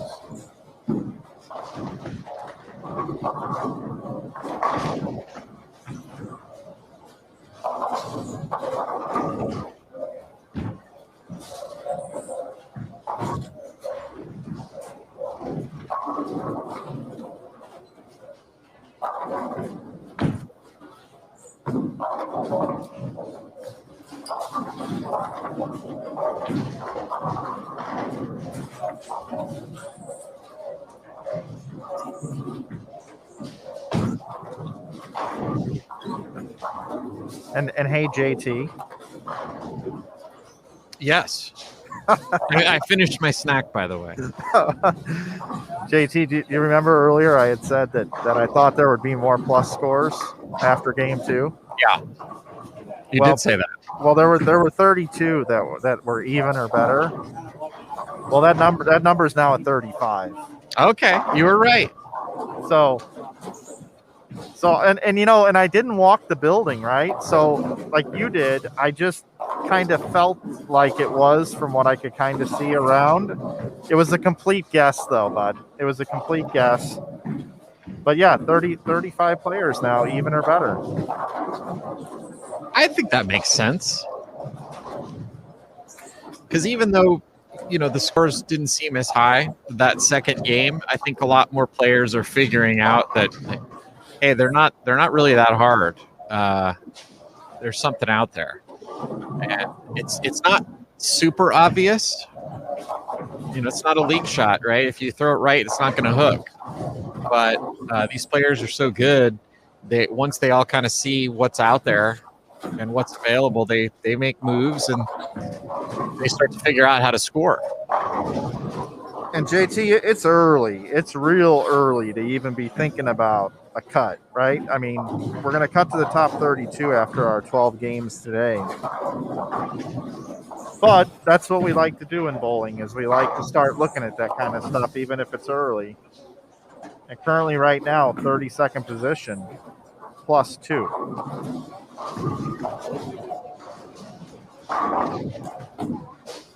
Yeah, it is Something early. to think about. Yeah, just something to think about. You know, around even right now is the cut number. And 32 get checks, right? That's correct. And the last cash spot is 1,100 bones from what I saw.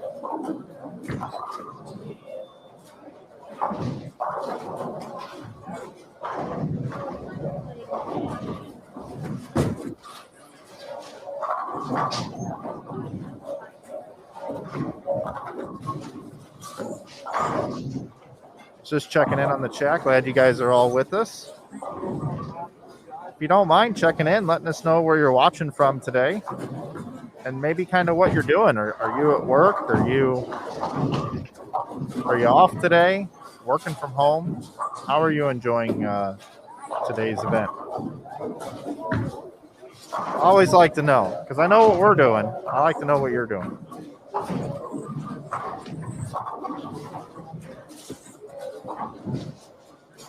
And also, if you like there in the chat, you've been able to kind of get a look at this pattern. You've had an opportunity to see who's off to a good start, who's off to a slow start, who's kind of hanging out around the middle of the pack. You have any players that you think are going to do well based off of what we've seen thus far, feel free to let us know that as well in the chat.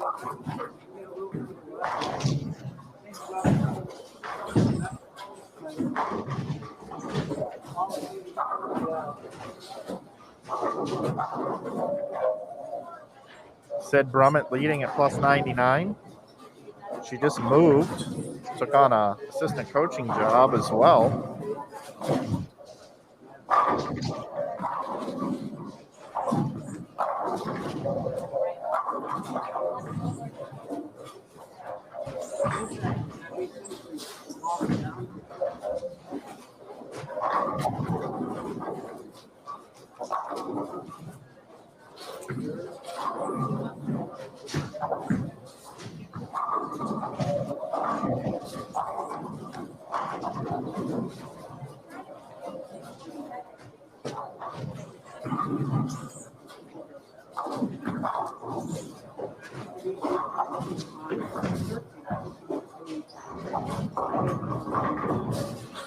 Players will be skipping 2 pairs after this game to the right.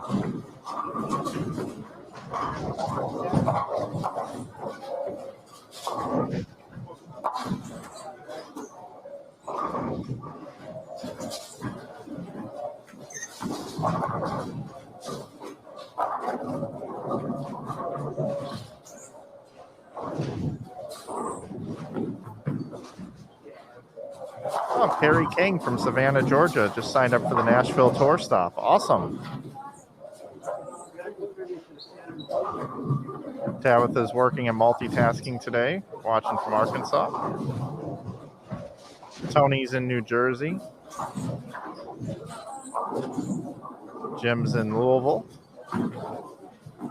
I want to be with Kim Ruiz Rowan. She's in Georgia relaxing right now. That sounds nice. Marsha's in Illinois watching today. She's retired. One day I will be too. Amy in Pittsburgh. Oh, Sandra. I think Sandra wins the award. She's poolside in Cancun watching bowling today. Wow, that's awesome.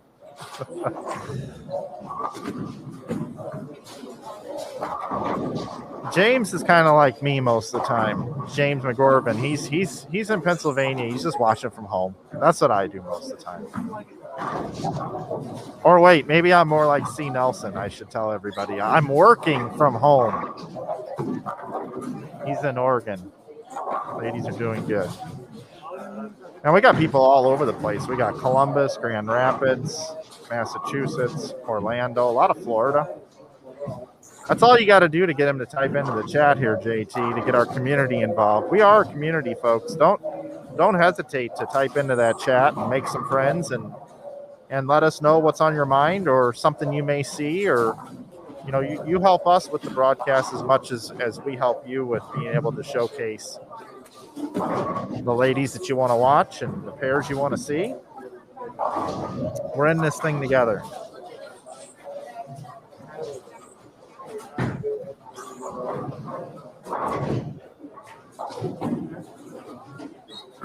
See Katie Jensen down in Texas. I wouldn't mind seeing Katie Jensen take to the lanes and bowl one of these events.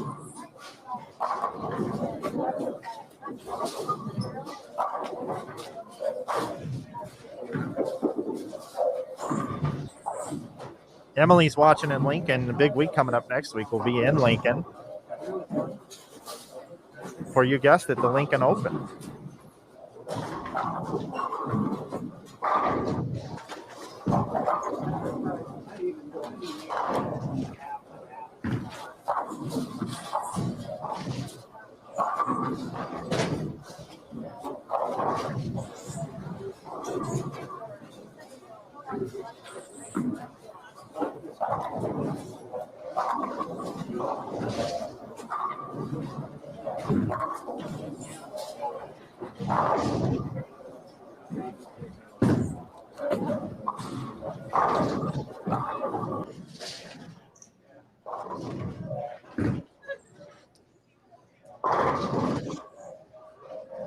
Yeah, I just noticed that too.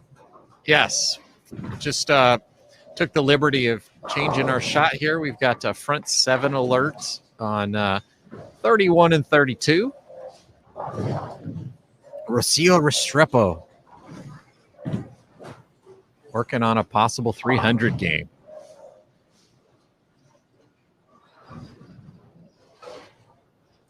Business is picking up, Mike. We've got Gigi Mason on 28, also with the front 5.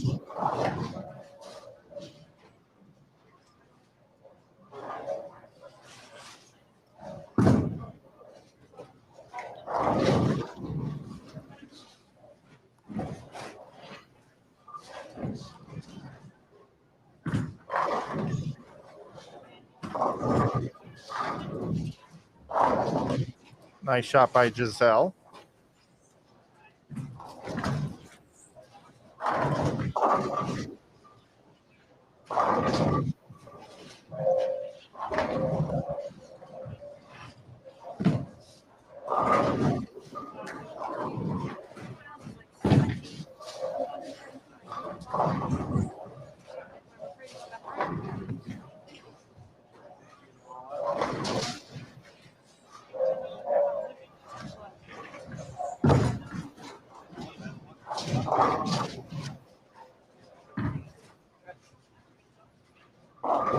Nice shot by Lauren Pate. I'll introduce the players here. Over on lanes 29 and 30, we got Giselle Poss, Kelly Kulik, Elise Bolton, Aaron McCarthy, and Courtney Ermish.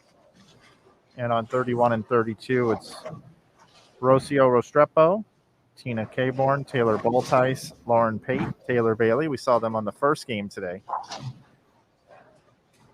They started over on 25-6, bowled their second game on 27-8, and now skipped a pair. They're over on 31 and 32. Taylor with a strike.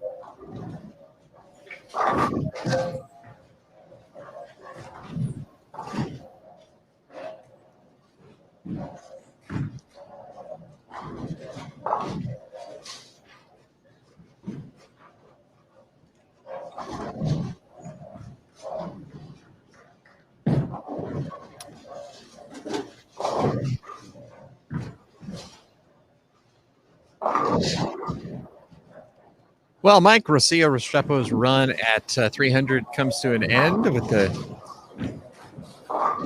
lower 10 pin, but still possible 279 for her. So we'll switch back over to our original featured pair for this game.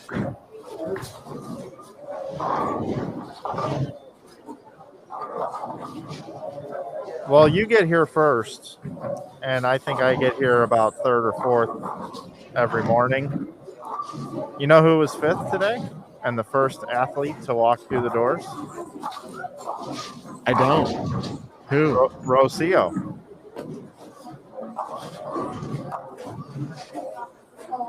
You kind of get to see those things when you're not the first one here in the morning like you are. No, we walked in together. That's why I say that. So she was ready this morning. She first athlete here. Got here about 8:15.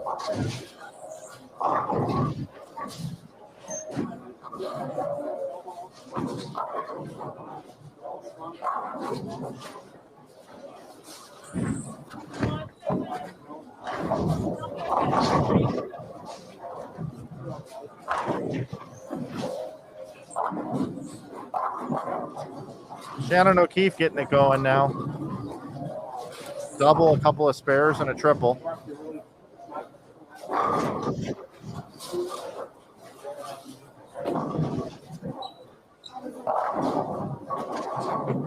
Oh, that ball held pocket. Thought that was going to maybe go a little high, but it held.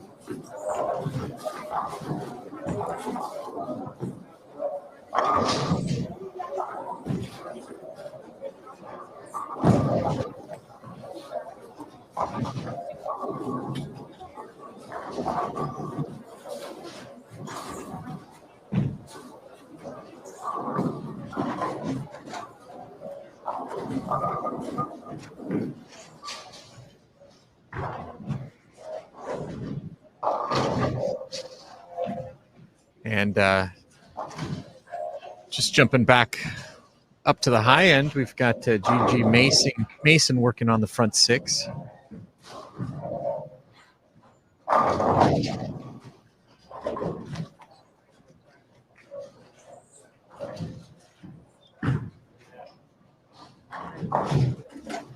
There's Gigi up on lane 28.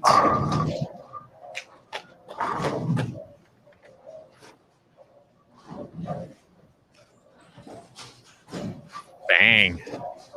Looks pretty good. She is +2 and in 31st position after 2 games. So looking to make a nice move here.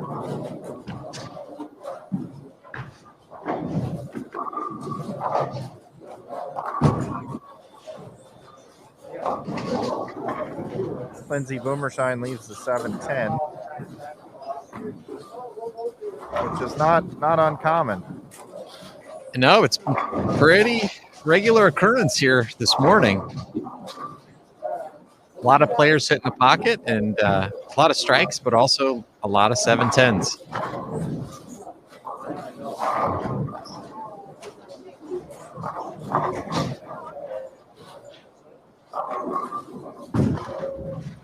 Shannon O'Keefe with a 10-10.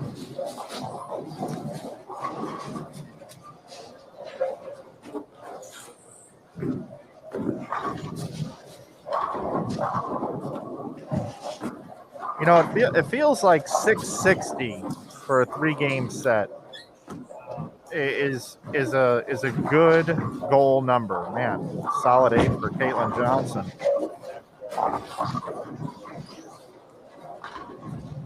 If you could get to 100 to 120 over after the first 6 games and go to lunch, another 7-10 for Verity now.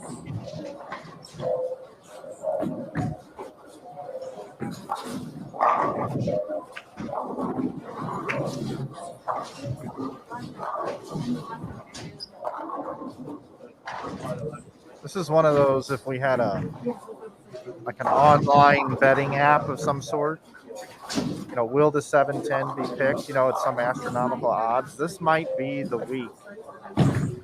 This might be the week to bet that. This might be the shot right here. Come on, Verity.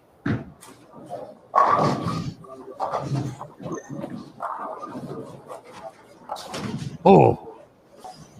We would have looked like geniuses right there.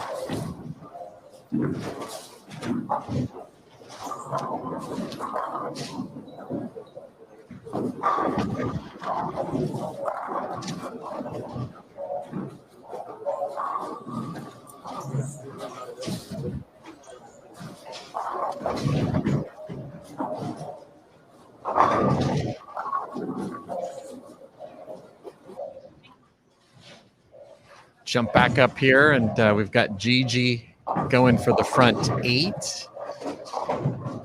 And Steph.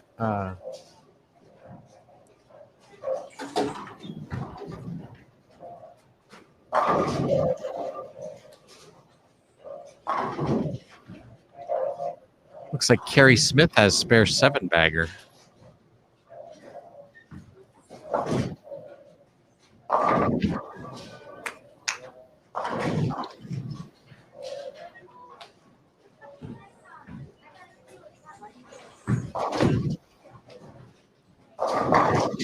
Yeah, Carrie from Pennsylvania, her and her husband, they are dedicated to the sport of bowling, that's for sure. Pro shop business. Oh, shake them up.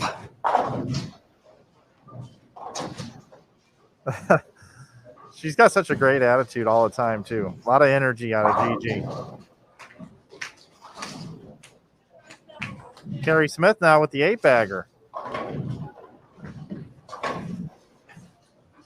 Yeah, the action is definitely picking up, JT.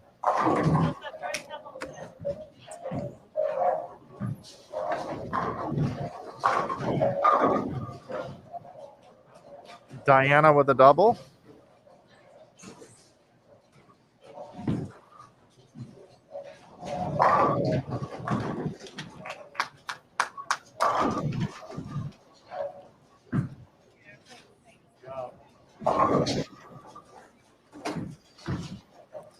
Valerie has struck 4 out of her last 5 shots, looking to make it 5 out of 6.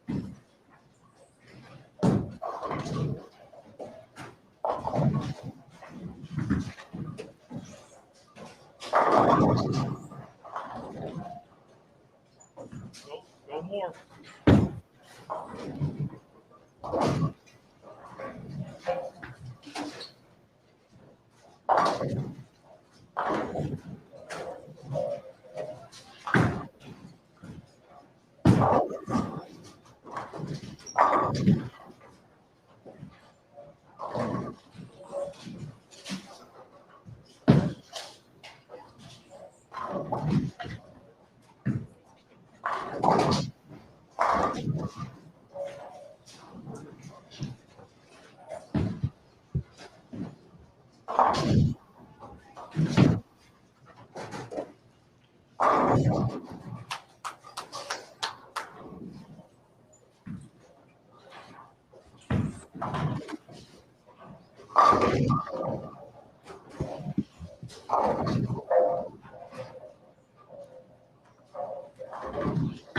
Going to give a shout out to Dave Wadka watching this morning. What's up, Dave?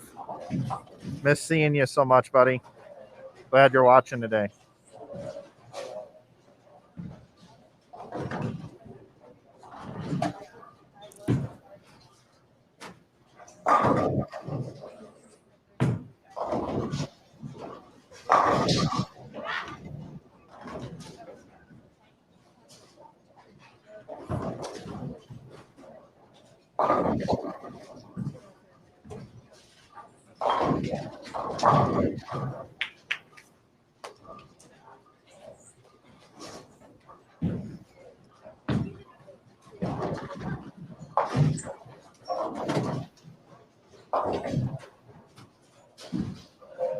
All right, GG on the approach for the front 9.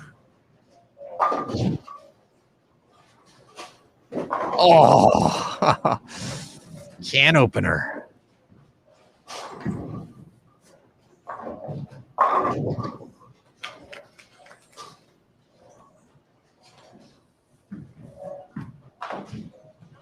You may notice why I'm not saying a whole lot, JT, about this. Well, I noticed some folks in the chat giving us some advice on how not to spoil what we're seeing. So we will not mention the word, the number to be exact.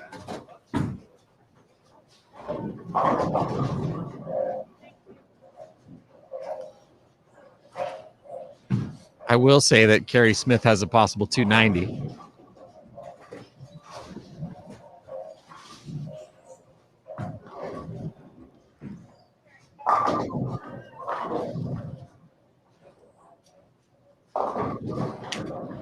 Oh.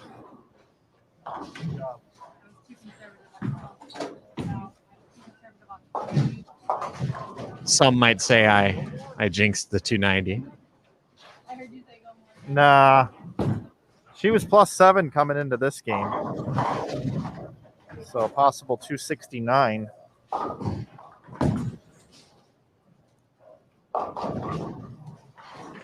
Get her to 76.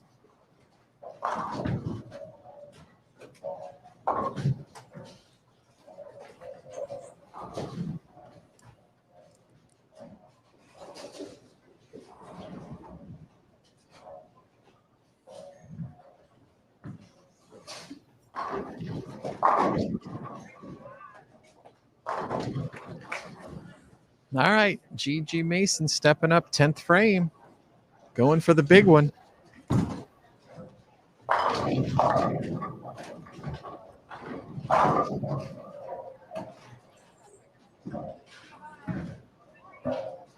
Good shot. Oh, man. Ringing 10. Nice run by Gigi there. Really impressive.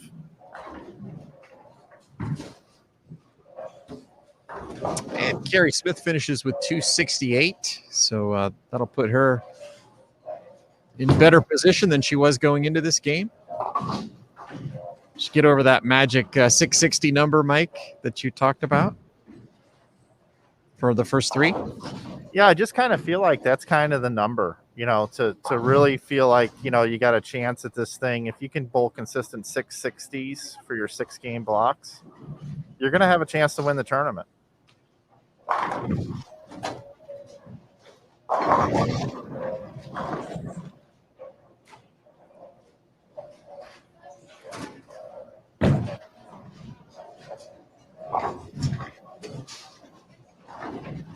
Again, no match play, just all qualifying games, but we do have cuts after the 12 games today. Both 6-game blocks of qualifying.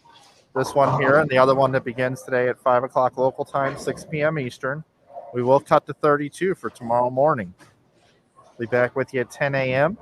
local time, 11 a.m. Eastern for the top 32. 6 more games of qualifying. Then we're going to cut it down to 12. And we'll have 6 more games for you, and then we cut to the top 4 for the step ladder. For Saturday night's main event.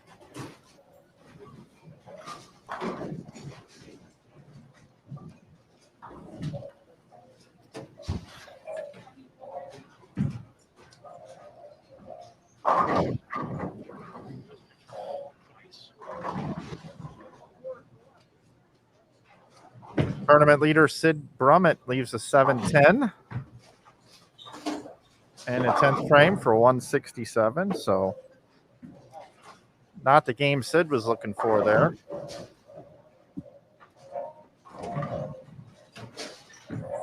It's going to drop her down to plus 66.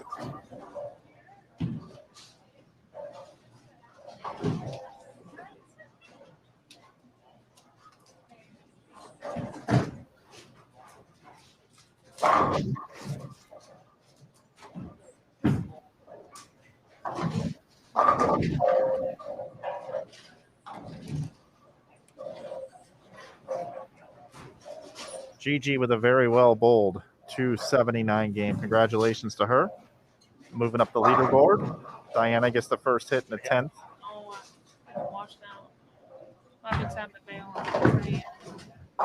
Or just ride it out there.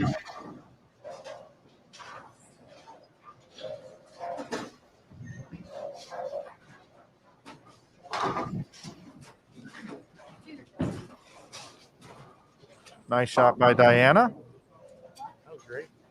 If you just are joining us, Diana's bowling equipment didn't get here in time for the practice session. It arrived at her hotel last night along with her jerseys around 10:30 p.m. So Diana with no practice yesterday, just watched the practice session. She was here, no equipment, no jerseys. Every shot. Now can still bowl 223. She's playing like 9-10. It looks okay. I don't think she's very good. Diana coming into this game, it's minus 35. So looking to edge her way back up to the Damn good plus number.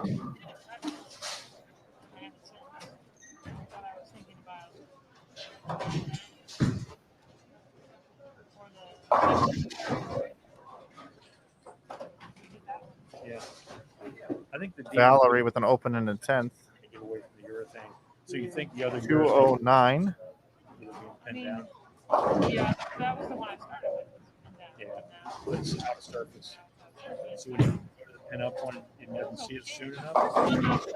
We're also eavesdropping right now on a conversation taking place between Chuck Gardner and Shannon Plahowski talking about urethane, pen up or pen down. It could partially be bad bowling as well, a little faster. I'm trying to throw it. Let it roll more. Let it read the front.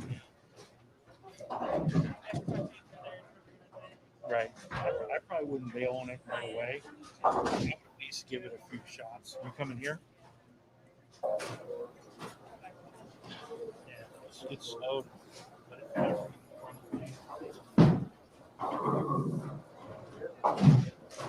Shannon O'Keefe bowled 214.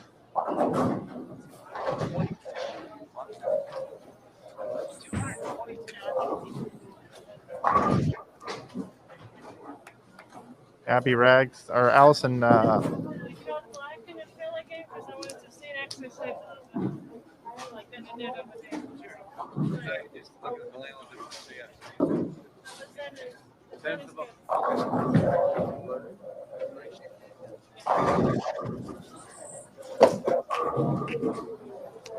Thanks. Sorry about that. Got distracted. Alyssa Doyle here finishing out game number 3 for us.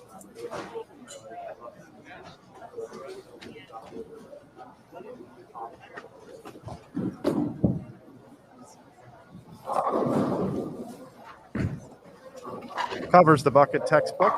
Still bowl 192. Looking around at these scores, though, you got 231, 214, 194, 211, 192. So about a 205 average this game between all competitors on 11 and 12. Next door on 13 and 14, 189, 149, 192, 214, and 200. So a little bit lower scoring over there on 13 and 14.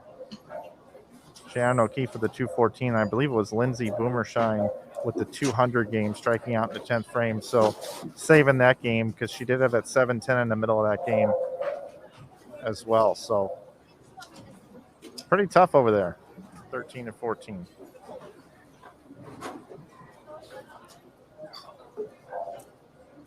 I believe it was Jordan Richer with 231 was the score up there. Okay, let's see.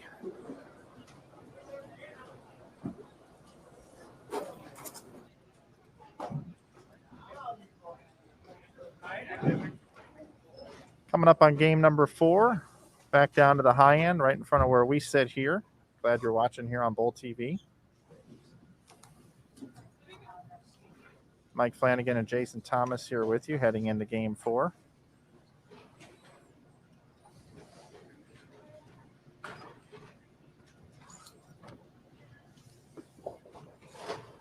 We were eavesdropping because they were right by JT, where JT sits his microphone. We were eavesdropping on Chuck Gardner and Shannon Plahowski having a conversation. And I overheard them talking about 2 separate urethane balls, one with a little more surface, a pin up, a pin down. And then also Shannon also said that it could just be some bad bowling on her part when she doesn't strike or execute. So she's also got a bit of a thought in her mind that maybe she's not executing perfectly, but we're going to have an opportunity to watch her here on lanes 27 and 28. We'll start here. Of course, we can move wherever we like throughout this entire game number 4. JT's back. JT, how's it going? It's going very well. Halfway through the block here, I saw some big scores. There was a 287 in the middle of the bowling center. Bunch of 250s. Rocio Restrepo had 259. We saw her. Obviously, Gigi had the 279. Carrie Smith with a big game, 268. So, yeah, I think maybe we're seeing a little bit of an influx of high scores once again after the little bit of a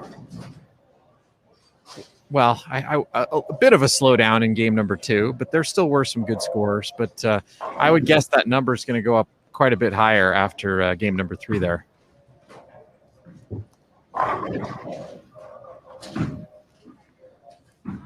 Someone in the chat was asking about where Liz Johnson is this game. She's on lanes 15 and 16. She started on 3 and 4, went to 5 and 6, and then 9 and 10, and she has moved into our camera range. So if you want to catch Liz Johnson, you can do so by heading over. You could catch her on the left of PWBA 2 throwing some shots. You could catch her on the right of PWBA 1 throwing some shots. But you'll definitely get to catch her next game with scoreboards, as she'll be moving over to lanes 17 and 18. She'll be on PWBA 2 And then on game number 6, you'll be able to catch her on PWBA 3. So we'll have Liz Johnson for you down the stretch here today, along with Clara Guerrero, Alexis Nair, Rena Sabo, and Danielle Lee.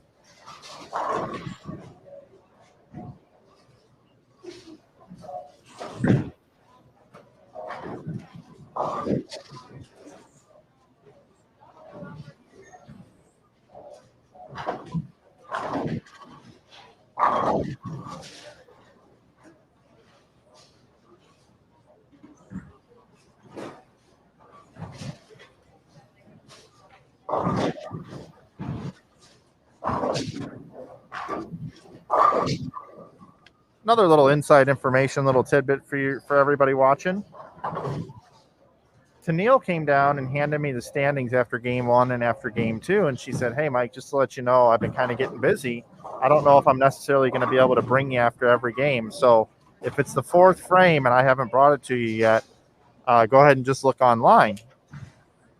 So that little tidbit of information for you that I'm giving to the audience is that they are pretty much guaranteeing, knock on wood, that they're going to have standings by the 4th frame of the next game, every game, which is amazing service to you, to us, and to the players.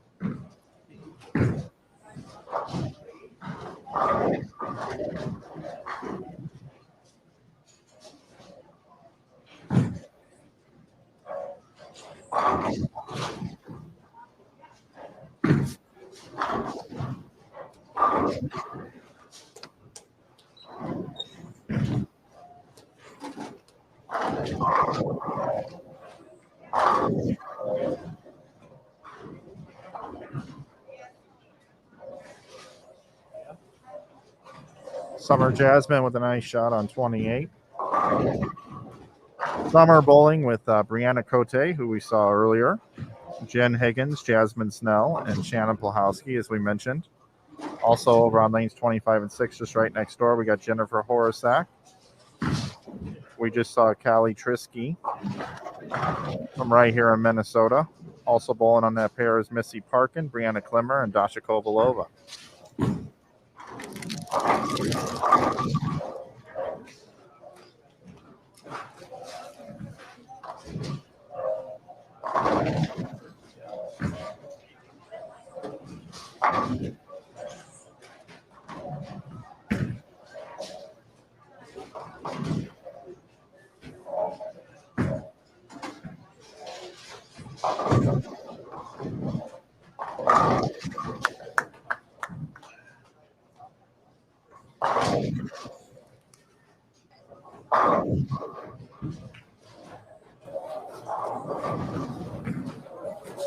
Just gonna go check in on the lower end here.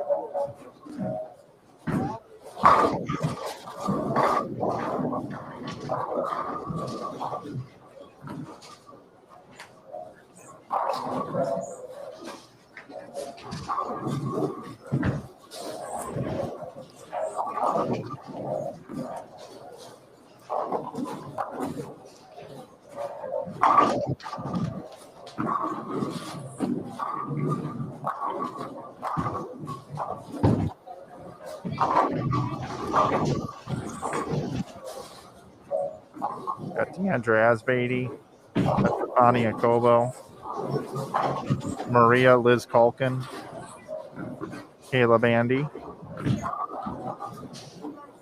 Sandra Gongora, Danielle McEwen, Danielle Young, Jacqueline Evans, and Jill Creamer.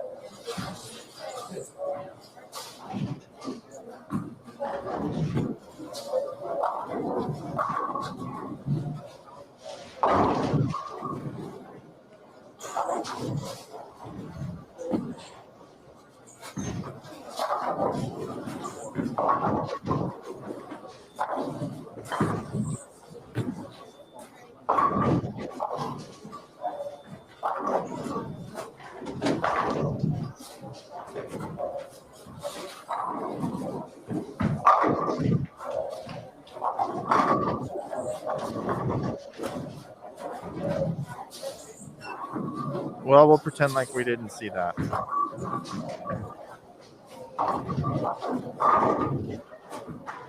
Single pin miss for Maria, which you normally don't see. Oh, we almost just had the Lily there. Almost had the 5-7-10.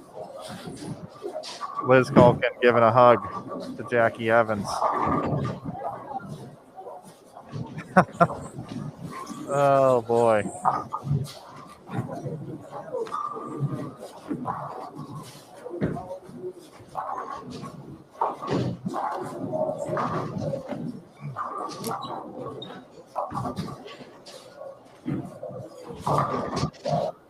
Boy, this doesn't look too good right here. We got a 7-10, we got a 4-6-7, and a 5-10 that was almost a 5-7-10 across these four lanes.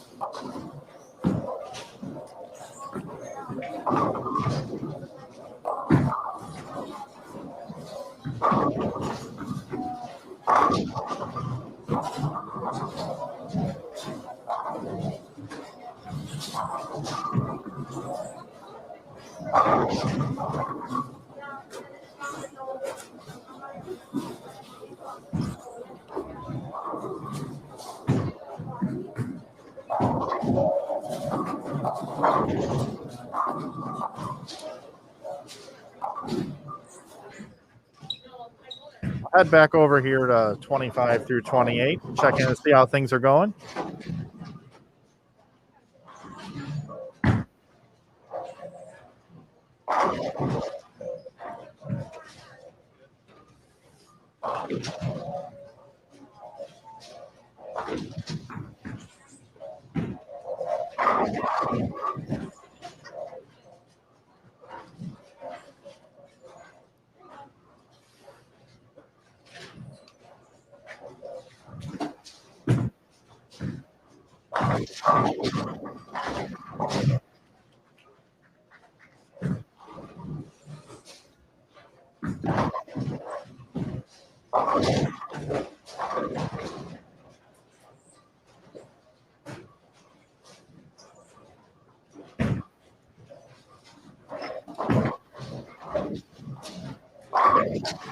Missy Parkin.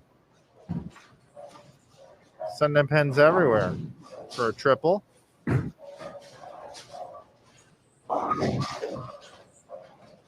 Shannon Polhowski did not like that one off her hand.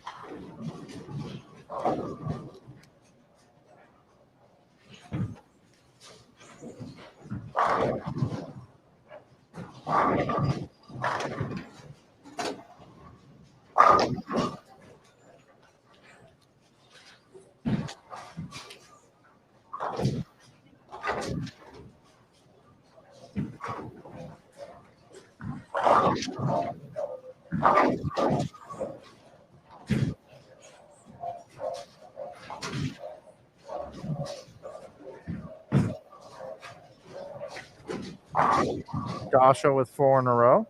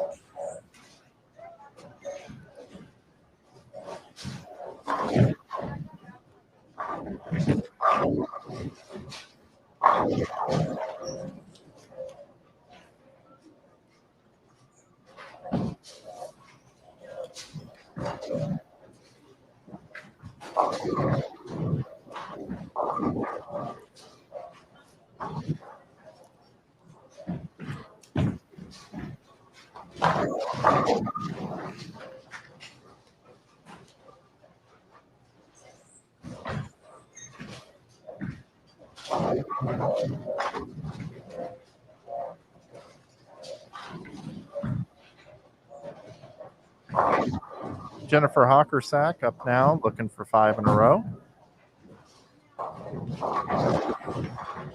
And we've seen a couple of those 7s, just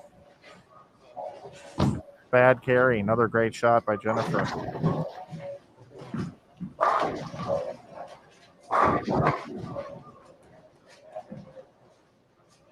Blahowski coming off the open, almost sees a 5-10.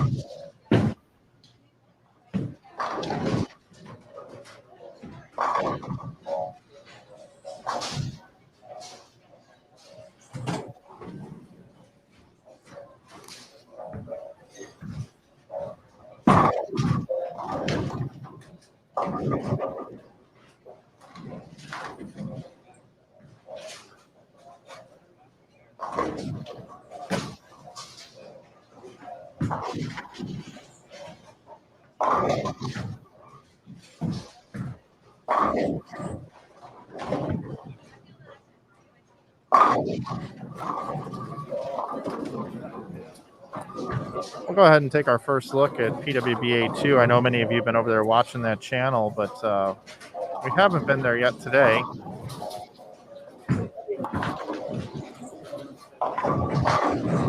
One of the reasons why I wanted to go over there is Abby Ragsdale right here. Front 6 now for Abby Ragsdale. Abby bowling with Ashley Galante, Alyssa Doyle, Jordan Richard, and Verity. Julia Bond splits the 8-9. Almost leaves the 8, and she knows it. Of course, she's bowling with Shannon O'Keefe, Lindsay Boomershine, Caitlin Johnson, and Brigitte Jacobs.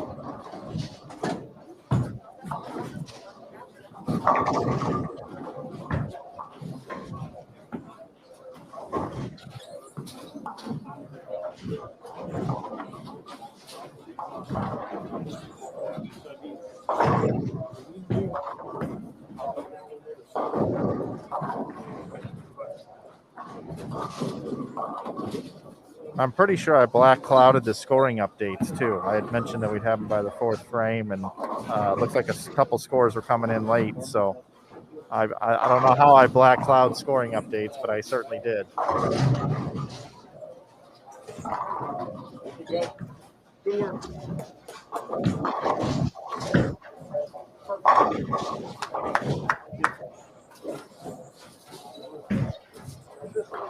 work.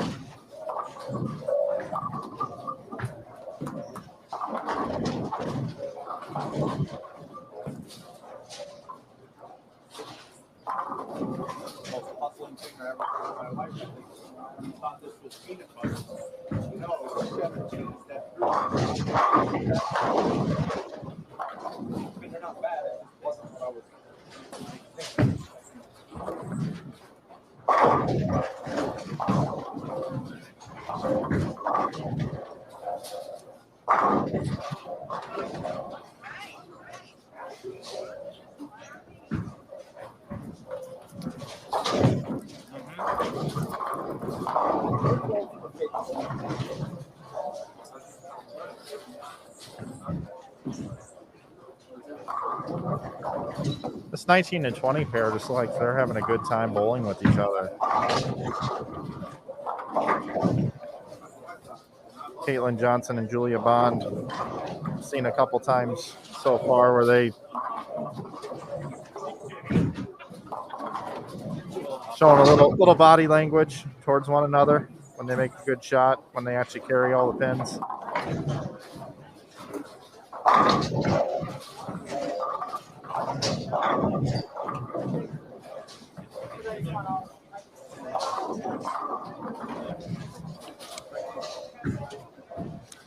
I saw some of that a little earlier too, Mike, with the Shannon O'Keefe, Lindsay Boomershine pair.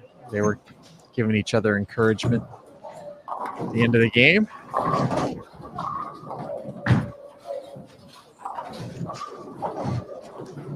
Yeah, ironically, it's the same pair. Oh, yeah, you're right.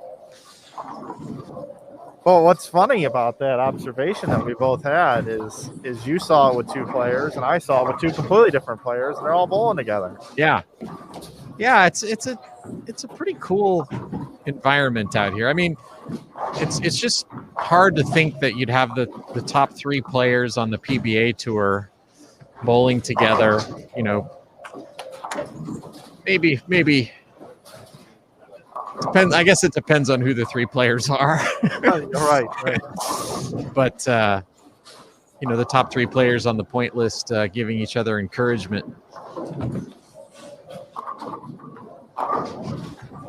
There is a lot of sportsmanship across the board, and whether you're bowling on the PBA tour or the PWBA tour, I've always felt that bowling is a very gentle person's sport.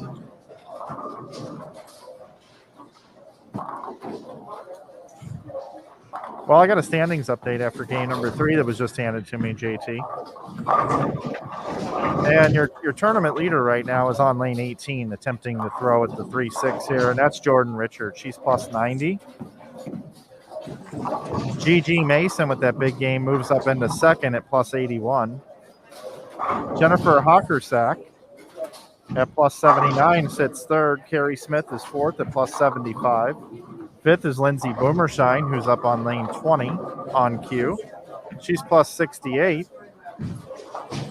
Along with 2 other players, Ashley Galante and Maria Jose Rodriguez, all 68 over. That brings us down to 8th, which is Sid Brummett at plus 66.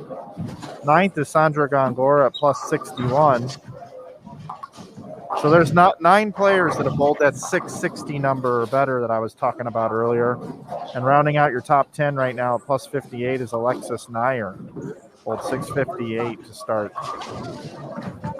It's pretty interesting. It's not too often that you see so many big games being shot, but nobody's more than 100 over. I know. You're right. Nobody bowled 700. Yeah, usually someone will have figured out at least how to bomb them on 2 of the pairs, and shoot 730, 740. But kind of interesting. It's all evening out as they go pair to pair. Yeah, we got Abby Ragsdale up here on 17. She's plus 2. If she could bowl this number here. Oh, you had to say number, didn't you, Mike? Bummer. I was trying to switch it up, man. What a great shot. That's a terrible break. And now look what's in front of us. We got a 7-pin. We got a 10-pin from Verity that had a messenger flying across, twirling across. And now Shannon with a 10-pin. So what does that mean for Caitlin Johnson here, right? We just saw 3. 7-pin. Yeah, right. And look over to the left of the screen. You see a couple more single-pin spares. And there's a 10-pin.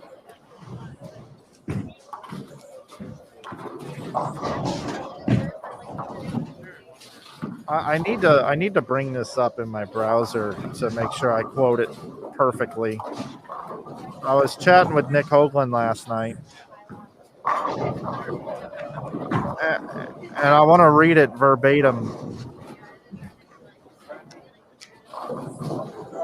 He says there should be a couple of different angles to get to the pocket. Big difference will be who can carry. The 1979 building of this bowling center with the Brunswick Astro kickbacks, the carry is average at best. I would look for plaque 10s. I think the difference in scoring will be carry related.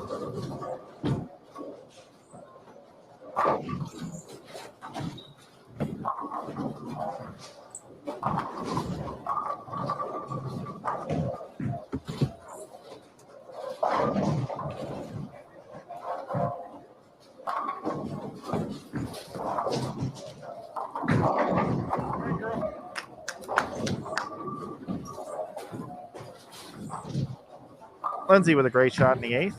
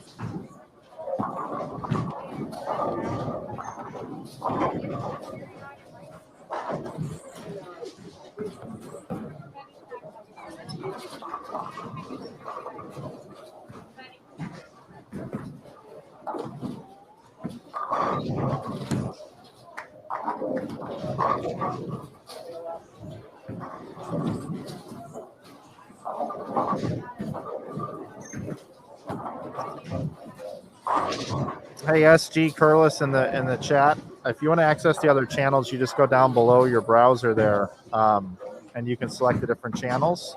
And what we recommend doing is opening up a new browser tab, and then you can watch multiple channels at the same time by maneuvering your browser around.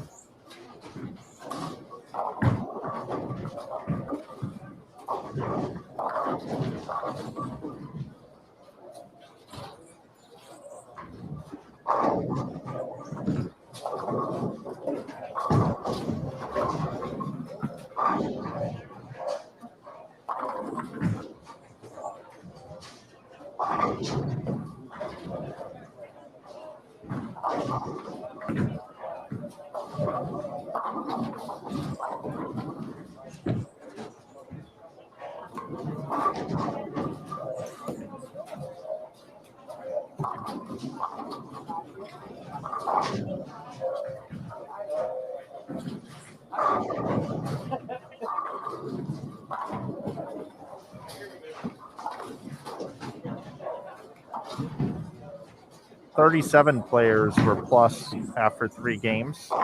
37th Abby Ragsdale right here.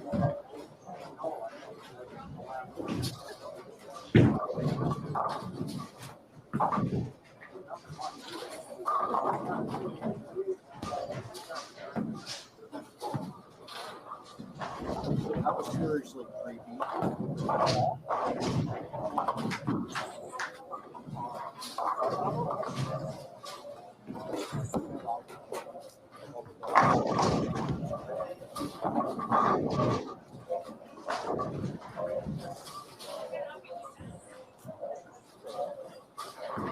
Shannon O'Keefe sits at plus 21 coming into this game. Mike, I'm going to take a second here to thank one of our sponsors, Rotogrip. Everything we do at Rotogrip is done to put you in a position to dominate. We make equipment that makes you your best, because that's not your name up there next to your score, it's your reputation. Visit rotogrip.com to view our complete line of high-performance bowling balls. Thank you, Rotogrip, for being a supporter of the PWBA Tour.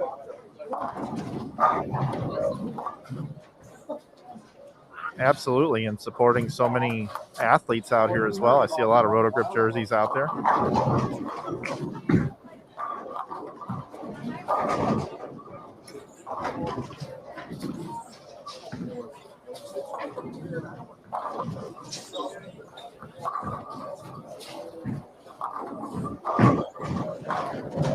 Including our tournament leader, Jordan Richard.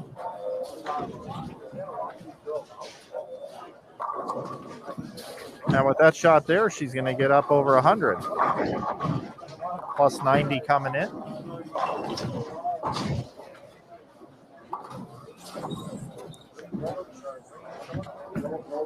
Yeah, we talked a little bit about Jordan yesterday, and we referenced the story after she won the Lincoln Open back in 2019, where she just, she feels like she has trouble staying focused throughout the entire event. And if she could do that, man, she's already racked up a few titles out here on the PWBA Tour. Made a few additional stepladder finals as well. That one shreds the rack. But she's just got such great fundamentals. Obviously, everybody knows about the power.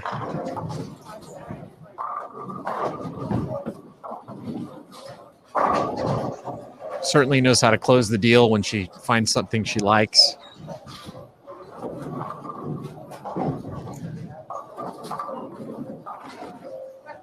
Was she one of our picks yesterday, Mike?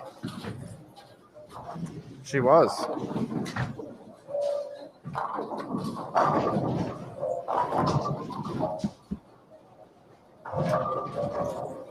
Although We talked about a lot of people. we did. We like to hedge. We do. But certainly her game looked like it could be one of the ones that would match up very well with what we're bowling on here this week. The high friction, having to play deep, the maybe iffy carry here in this building. Jordan Richards, ball roll with ball speed. If he's coming in here in good form, could bode well for her chances.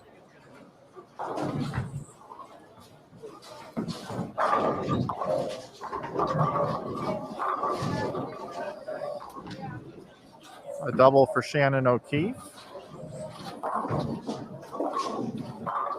So 224 for Jordan.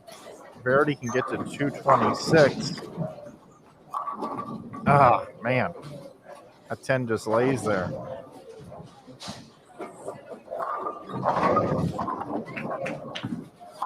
$255 for Abby.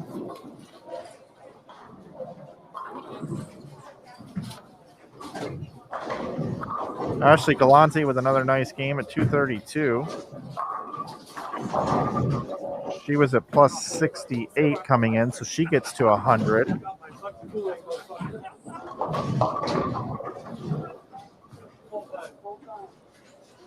And now Alyssa Doyle with a 4.9.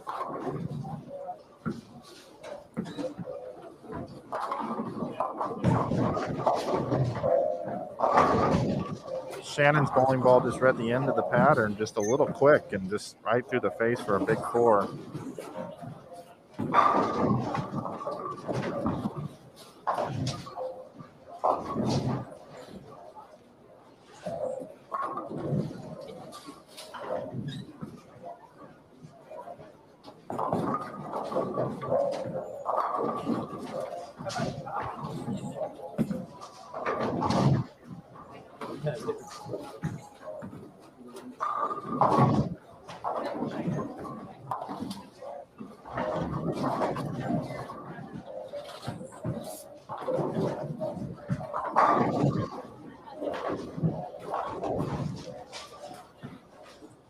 Yeah, Mike, even though, there are some high scores out there, 2-0 is still a good score. Absolutely. 2-0 is not going to hurt you. And if it is a pair-to-pair thing, we'll get some reports on that as the tournament goes, either from ball reps or from the players themselves. If the pair-to-pair thing is the issue, then you really are just looking to shoot 2-0s, and then when you hit one of these good pairs that you like, catch your 250 and move on.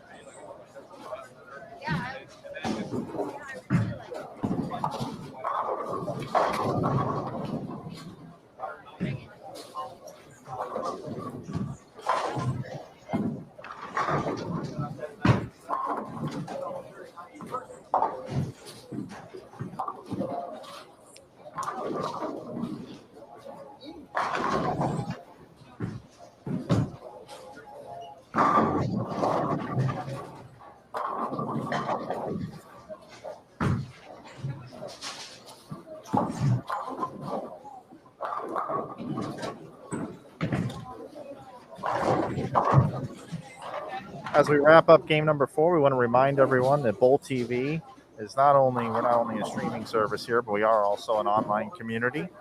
I want to let you know about something kind of cool that you may or may not have taken advantage of. I see many of you here in the chat with your branded icons, where you can go up underneath your profile and you can swap out your profile picture with the different icons. Well, I've just been informed that we've got some new ones dropping here in just a little bit that are PWBA related. And as soon as those are available, which should be just in a few minutes, I believe. You'll be able to switch that over. I'm going to switch mine over to a PWBA icon. So make sure if you don't have your own little icon there of our registered partners, or just some of the fun ones in there as well. Mine is the pins over average one, is the one that I chose, but I'm going to update mine with the PWBA one here in just a little bit. But great opportunity to take a look at that.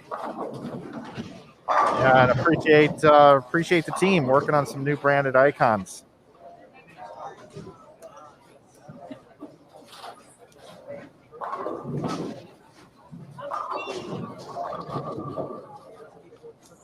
Also, if you have any suggestions for what those icons could look like in the future, don't forget you can always email us over at support@bowltv@bowl.com. Any suggestions you may have in that regard. So thanks to Roger and the team that have been working on those, and we'll have those available here in just a little bit.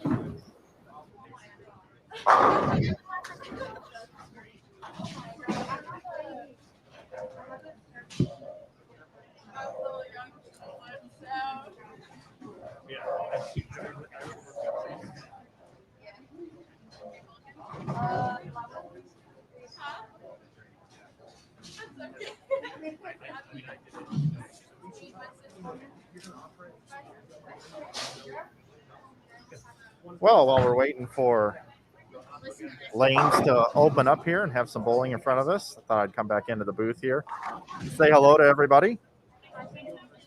Finally settled in here, I believe, after about 4 games. I think we finally got everything set up the way that we like.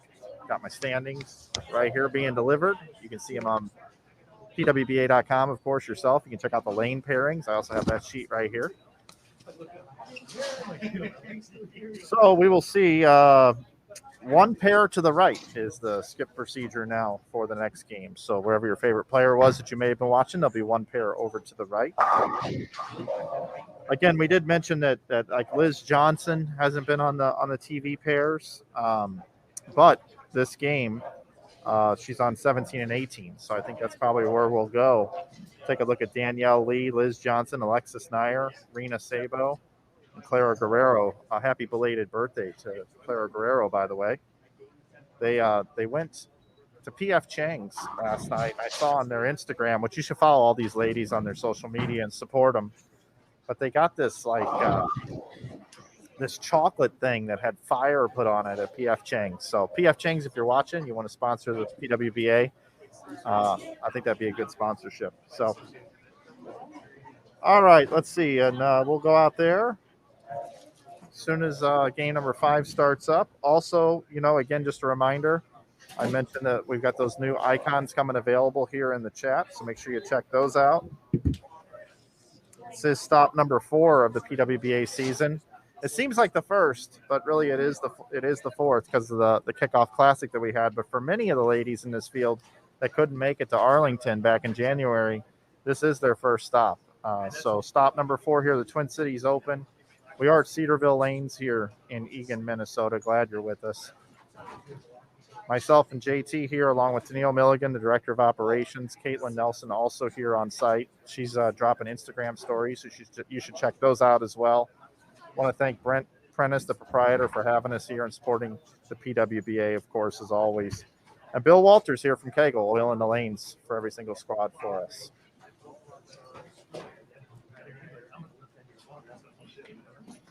Take a look at the concourse here. That's JT's stand right there. Kind of get a look at the lay of the land of the bowling center.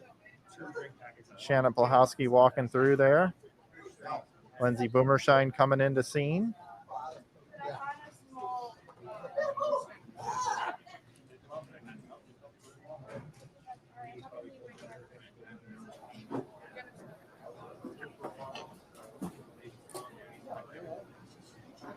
Have game 5 coming up here.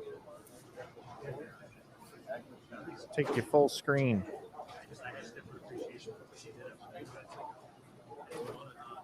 So coming in game number 5 on the left side of your screen, like I mentioned, Danielle Lee, Liz Johnson, Alexis Nyer, Rena Sabo, Clara Guerrero. And on the right side of your screen, we're going to have Ashley Galante again, Abby Ragsdale, Alyssa Doyle, Jordan Richard, and Verity Crawley for you here in game number 5.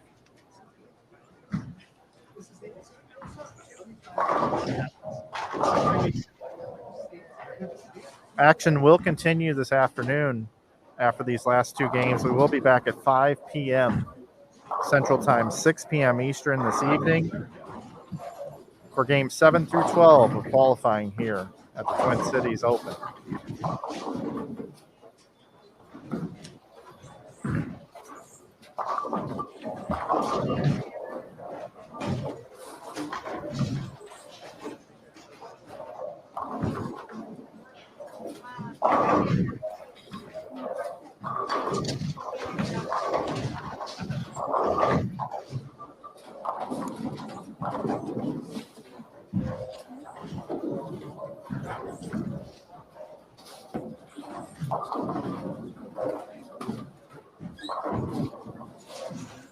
Question here, will we always be seeing the ladies participate on the fresh lane conditions? Yes, they oil between every round.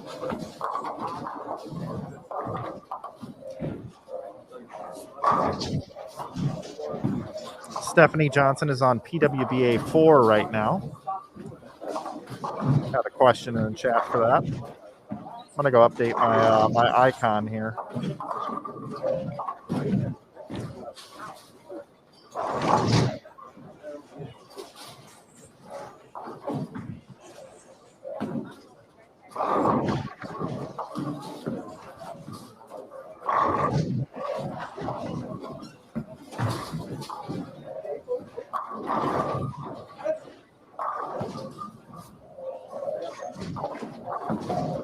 Rod, we will work on that for you, sir, for the next round.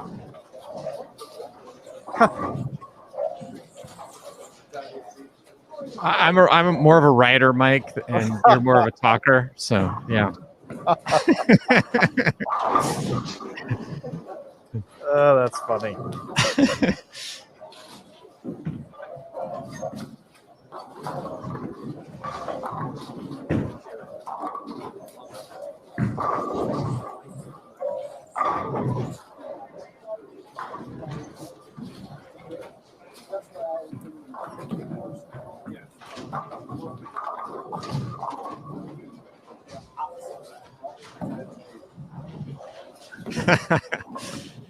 Number 1 fan.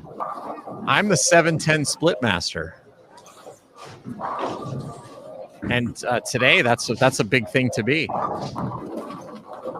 I was the most pins over average, but since I've raised my average so much, I can't get that award anymore.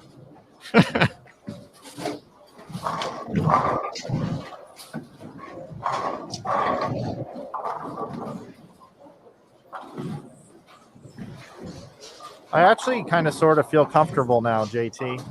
But you know what that means. Something's going to break. Yeah. Don't ever feel comfortable. No, I do. I actually feel good now. That's good.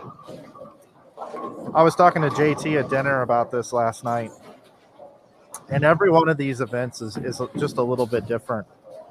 Whether, the bowling center, where you get the internet from, how everything talks and works together, which cameras you put where, all these different sorts of things. And just how everything's going to work out. What you may or may not have brought with you. So it's always just a little bit different.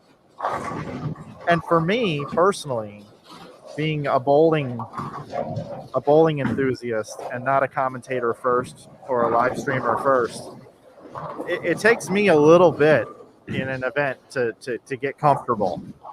But once I'm comfortable, I think I'm good for like 6 months. Like you could leave me here in this bowling center, JT, for 6 months with this exact setup. I mean, I might order in a few other items, and I'd be good. I'd be totally comfortable every day coming to work. But it's just that first squad, those first few games, getting in a routine takes you a little bit.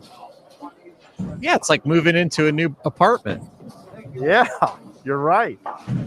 Well, there's one rule that I have that I break from time to time, and I always pay for it. And that is whatever you decide you don't want to bring to the event is what you're going to need. So that's one rule. And the other rule is that, each event it's like a Stradivarius. You know what a Stradivarius is? Yeah. Yeah. It's a custom. For those that don't know what a Stradivarius is, it's a violin maker from I believe the 18th century, and his violins are very valuable, but no two are alike. They're all different, and so each event that you do is a Stradivarius.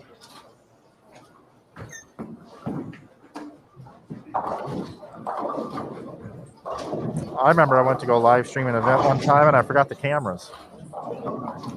Yeah, that makes it tough. But honestly, if there was something I'd want to forget, cameras aren't a bad thing to forget because you can go get some. That's true. Not every item you can go get if you forget it.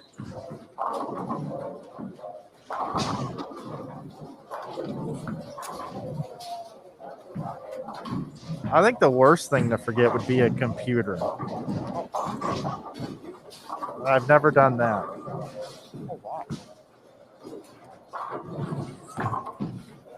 Well, we did a DVD for Mark Baker. Myself and Jeff Goodger worked on it, and we rented out Fountain Bowl for the evening. So we had it from midnight until 7 in the morning or 8 in the morning. And so the first night, we had it 2 nights in a row. First night we show up and we're going through all of our gear and realize that we forgot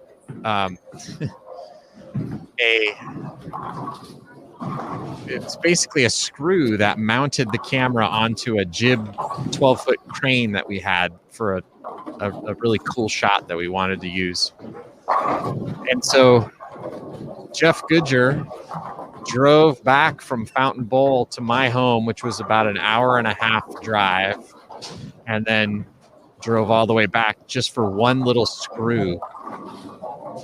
But we had to have it because we had to get the shot that night, because the next day we had all these other shots that we had to get. So he burned 3 hours driving of our shoot to go back and get a screw. I think I mean it's a specialty screw. I would assume you could just go to Home Depot or something. No, yeah, unfortunately no. Plus it was midnight. Oh, okay. I think I might have crowbarred a Home Depot's window and just got what I needed. And well, of course I wouldn't have done that, but no, of course not. But there is medication you can take for our condition, luckily. But there is a fair amount of anxiety that goes with putting on a live broadcast. I'm a big Dumb and Dumber fan, and there's a scene in there where they say, how could you go and do something so stupid and then totally redeem yourself? Well, I black clouded Tennille and the tournament team on the standings after game number 3. But on game number 4, they have come back to totally redeem themselves, as they were handed to me about 2 minutes ago. Standings after game number 4 are now updated online as well. Jordan Richard is your tournament leader, and we are still showing her on your screen.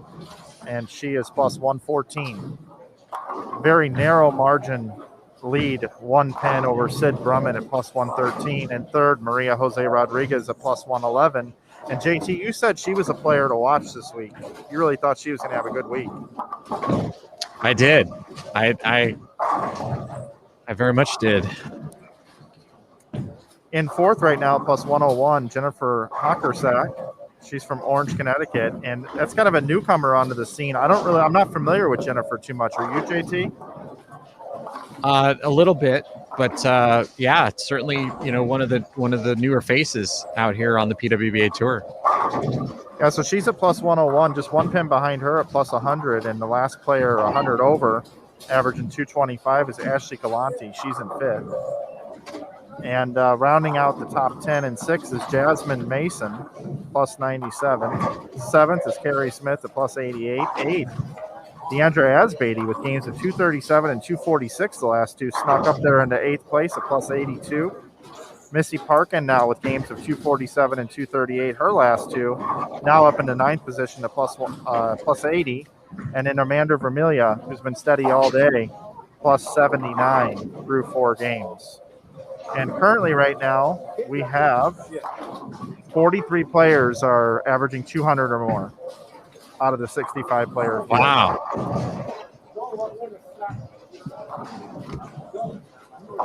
Boy, that gives the opportunity for a lot of movement to happen.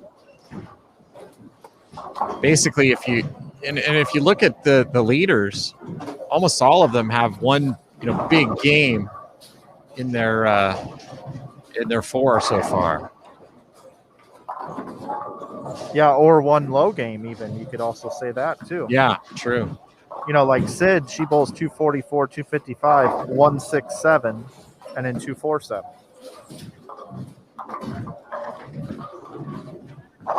But Maria's kind of been the rock steady here. 216, 218, 234, 243. And she's bowled a higher game every game so far. So that means she's going to bowl over 243 this game, right? Of course, because things always continue into the future that have happened in the past, right? Right. So if she continues to improve her score for the rest of the tournament and never have a game go lower than the prior game, she will win the tournament.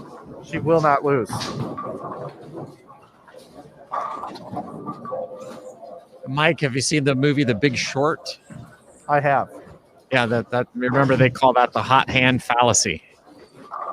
I do remember that, yeah.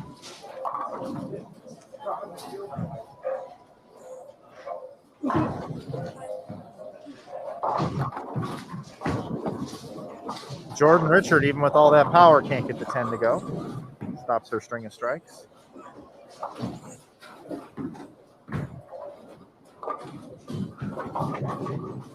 Clara up on 17, struck on this lane on her first attempt. Let's see if she can do it again.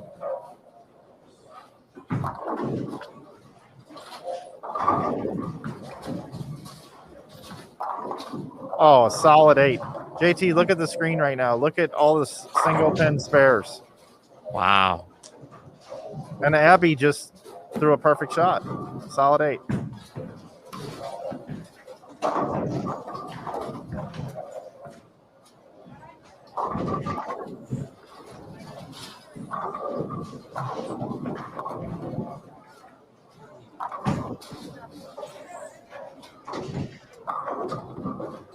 Well, Mike, one pair that's not leaving a lot of single pins is 31 and 32. Oh, good catch there.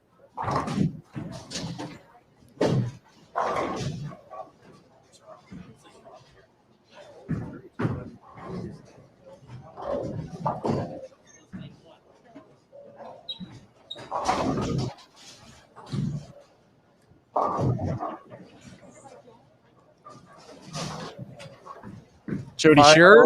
Yeah, Jody Shearer. We saw her at the Kickoff Classic. She finished runner-up in our regional event. Former PWBA Rookie of the Year. Great story. We had her on the next day for an extended interview, and she's got a great story, and it's really nice to see her back competing. She was the first person that I saw here at this event. She walked up and said hello and appreciated all the coverage at the Kickoff Classic and was asking questions about how folks at home could watch everything here on Bull TV. Super nice person. Jada Horn trying to break up that big four and sneak a strike.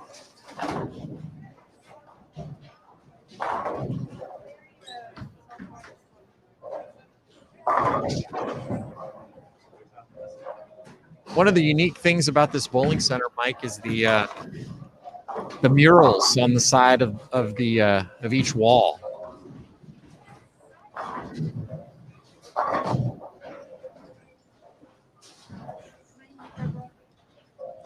Yeah, I got a little bit of everything going on. You got some, looks like fake stonework. You got a bridge,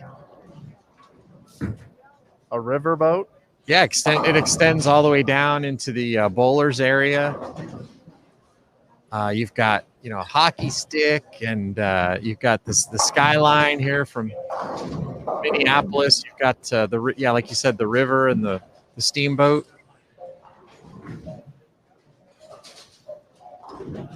Super cool.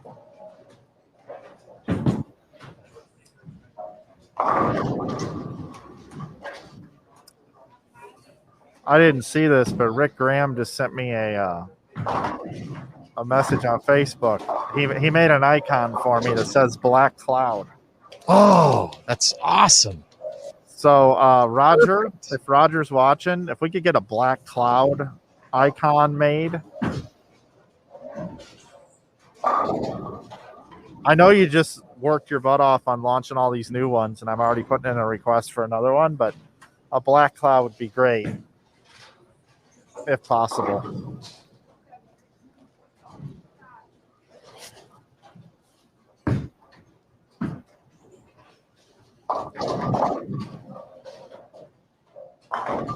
Jody Shearer keeps the string going. Front six. I'm not saying a word. Me neither. Amanda Vermilia has a nice game going too. Open four-bagger. She can still shoot 278.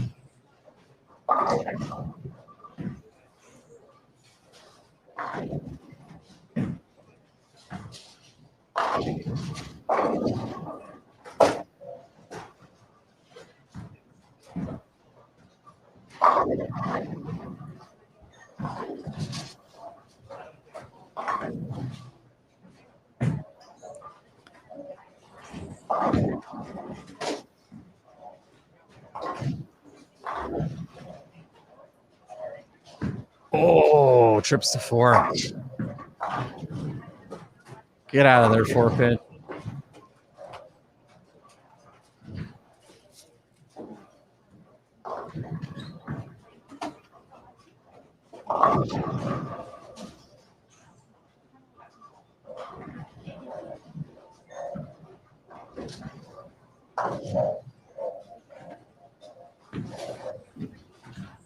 Oh, another tripped four. Stephanie Johnson. JT, we were talking about that mural. Yeah. Yeah, so I wanted to try something real quick. Let's see, how do I do this? There's the rest of the mural. And there's Brent Prentice as well, the proprietor here at Cedarville Lanes. Yeah, that's very cool. I wonder if we could get Brent to tell us who the artist was. Painted that.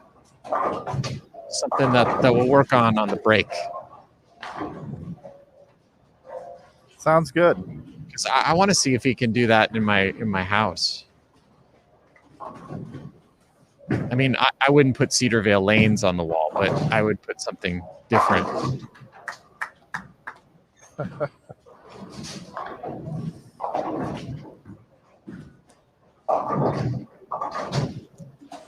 What room would you want done? Well, it wouldn't really matter because I'm never there. So It'd be a treat for your family. right, it'd really be up to them. Maybe it'd just be like a beautiful photo of you and I miss you guys.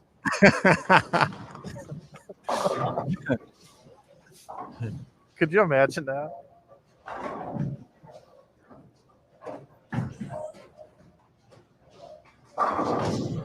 Oh, come on, get out of there, 7-pin.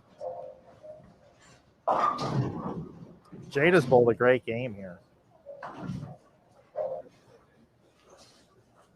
Yeah, just a little hiccup on the miss of the 4-pin after breaking up the split. But, if she can make this and go off the sheet, still can shoot 247.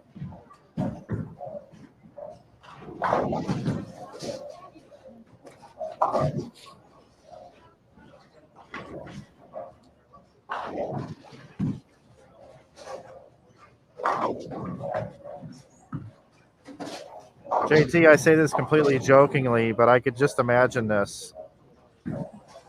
Yeah, hey Mike. Yeah, JT, what's up? Yeah, man, I'm getting divorced. Oh man, I'm really sorry to hear that. Was it because of all the travel on the road? No, it was this mural I had painted in the home. That's what got me divorced.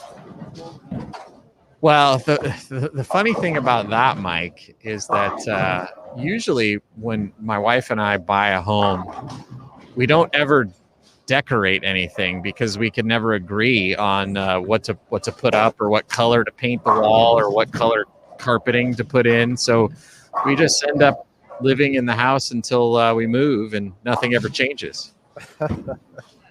So a mural definitely would lead to a divorce.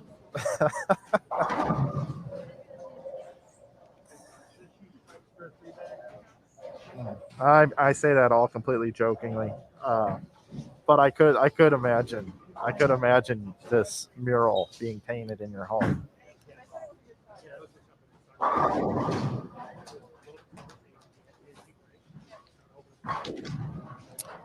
Do you like the cartoon Adventure Time? Not super familiar with that one. Okay, so if you look at the mural, it kind of looks like the style of Adventure Time. Oh, okay. Yeah, so it I don't know if that was on purpose, but yeah, it certainly looks like. And there's kind of there's fantastical creatures on this mural. There's white ducks floating in a black kind of along the horizon. It looks like mountains but then fish floating in that same black ribbon right above, where the scoreboard's obviously covering. But anyway, it's very cool. And by the way, I see you all in the chat. I am not going to say anything. Say anything about what? I'm just going to keep talking about these murals and your eventual divorce. Yeah, that's good. That's a good thing to talk about. Imagine if we just did that the whole time and we actually didn't call what was happening and something extraordinary happened that I'm not going to talk about. People on the replay would say, "Man, this has got to be the worst commentating team ever."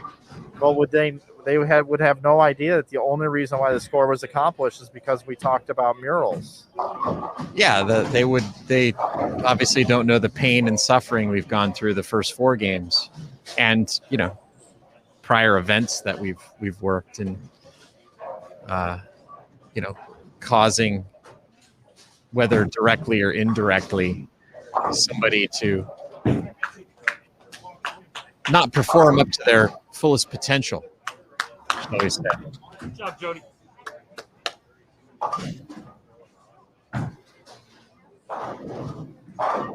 Well, everybody, here's Jody Shear. She's attempting to throw a strike in the 9th. 10 back. 10 back.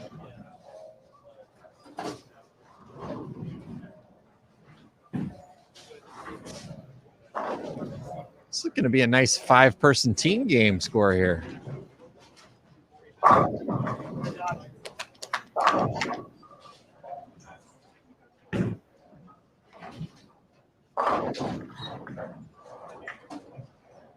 Amanda Vermillion just contributed to a state record team score recently here in Minnesota. She's chipping in with a nice game here. She's got a possible 237.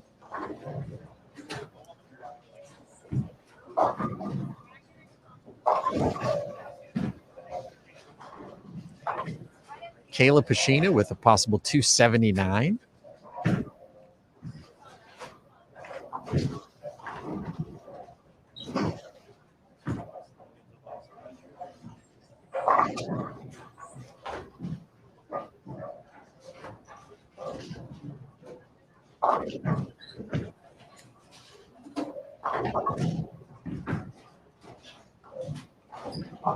Jada Horn with kind of her first really errant shot. Oh, and she hits the out of bounds twice in a row.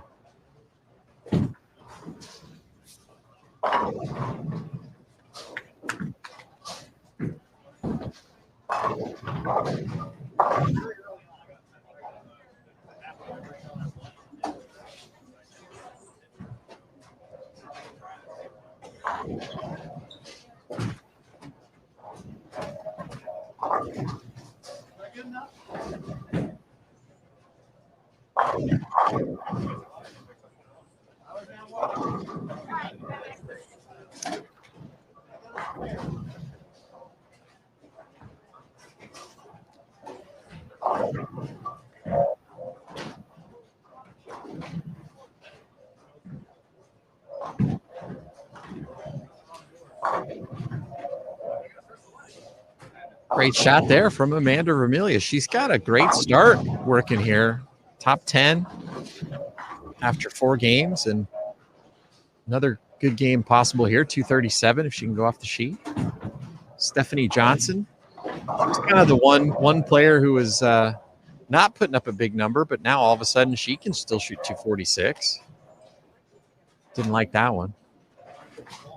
I don't know if that lane just started hooking on them, or if the shot by Kayla and the shot by Steph were not great shots, but Jody Shearer going to get up in the 10th frame and have to decide whether or not to make a move.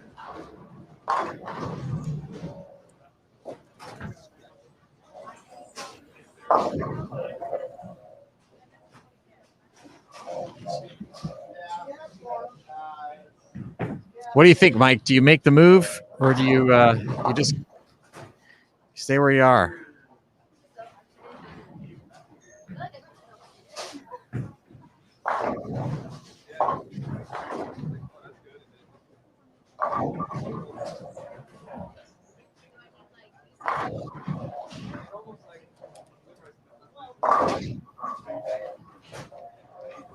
Two shots in a row go high for Kayla. So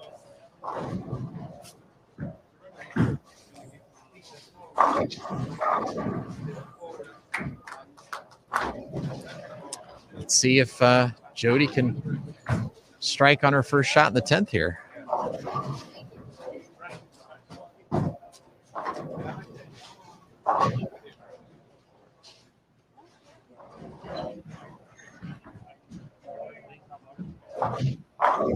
High flush.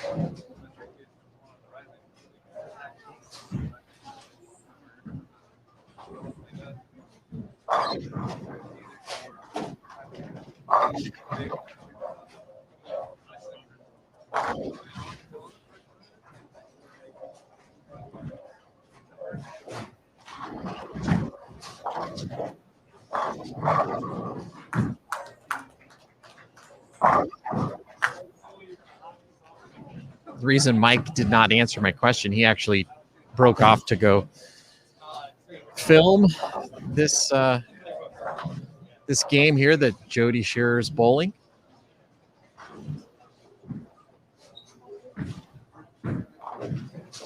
Okay, folks.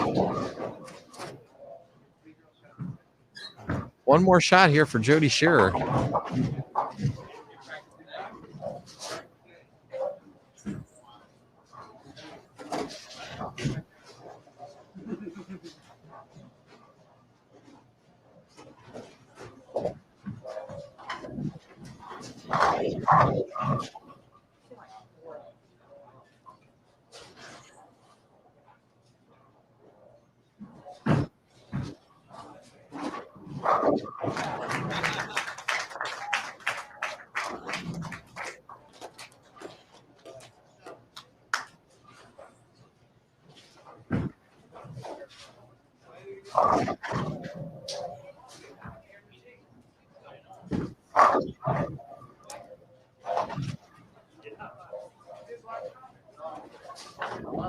Beautiful. And by not talking about the score that cannot be named, Jody Shearer shoots a 300 game.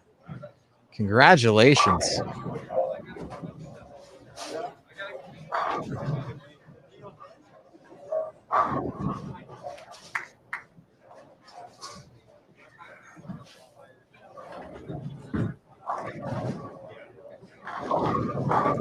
Well, I had to step out of the building for a moment. What happened? Well, I was a good boy. I didn't mention what was happening. I just kind of quietly said that, Jody's up.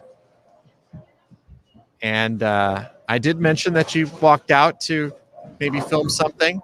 I wasn't sure what it was. But, yeah, we've got our first 300 game of the PWBA Twin Cities Open. And I captured it on film, and we'll have that highlight out in just a few minutes. So congratulations to Jody. Awesome. The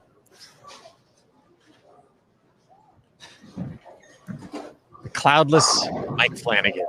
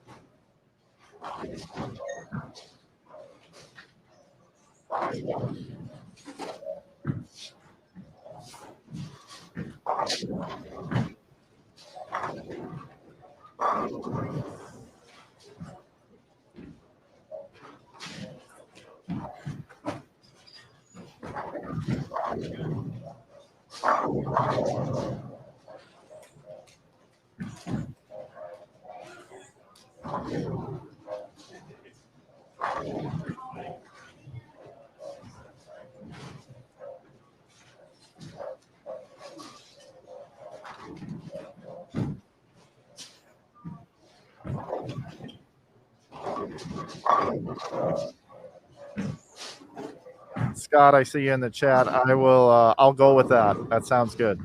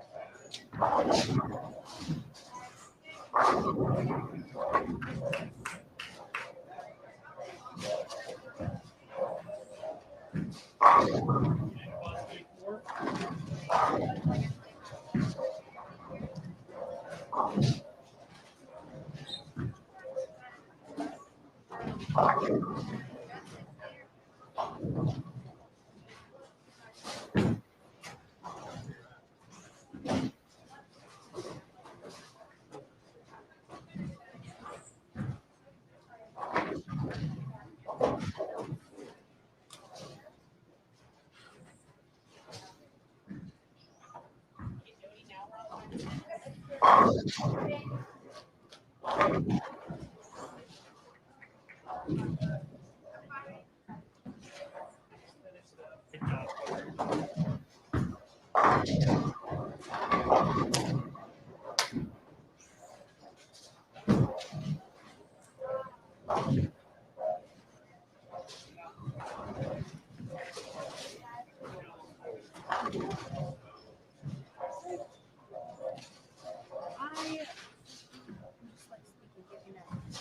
I feel like in order to my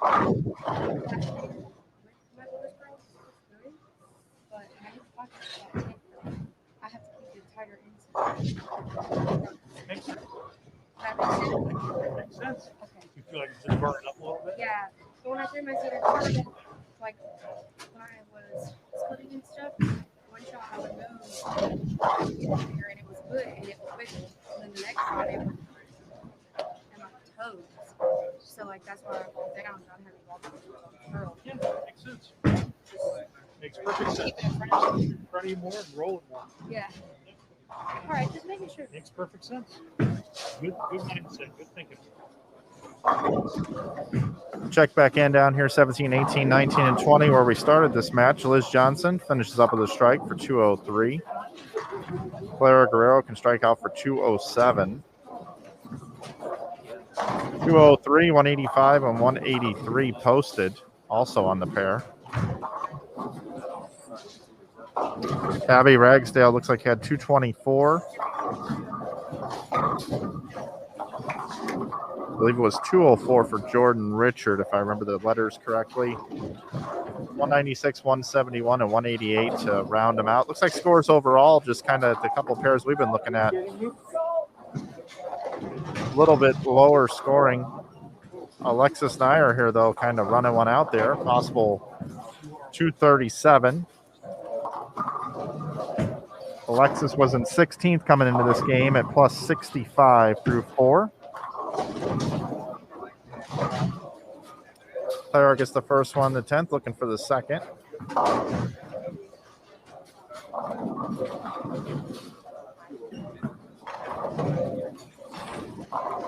Mixes them up.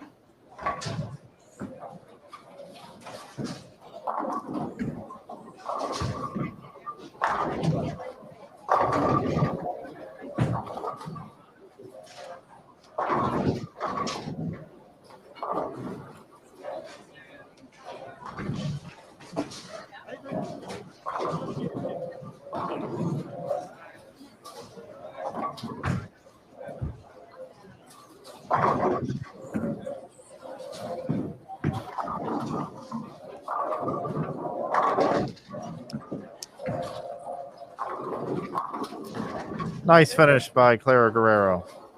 Where'd he go? I have not heard anything. I mean, Jen's there right now. And Alexis finishes with 224. Oh, light, I got you. Like mixes. We can watch Jen Higgins finish out her 5th game. Can still bowl 201.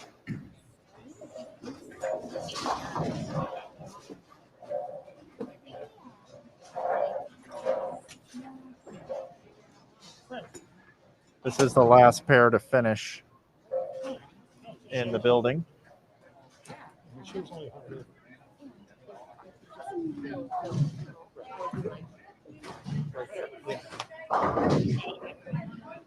difference is that so many people are riding an unbelievable roller coaster right now. You really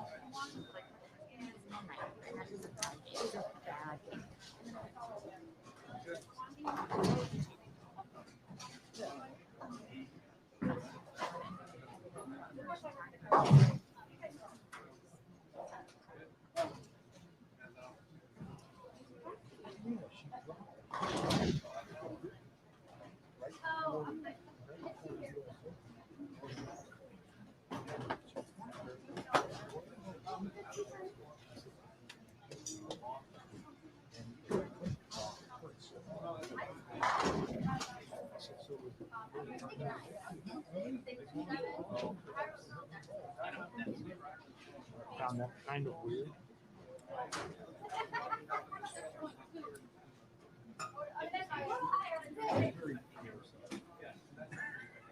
Very mean to herself. I honestly don't know. To be honest with you, I don't know. That's terrible, but I don't. Oh, I do too. She's one of my favorite humans. But boy, she is mean to herself. I know.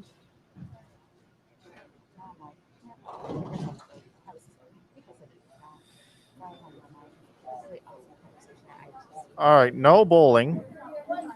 No bowling taking place right now as the players are moving to their new pairs. We're getting set for game number 6 here. Glad you're with us here on Bowl TV.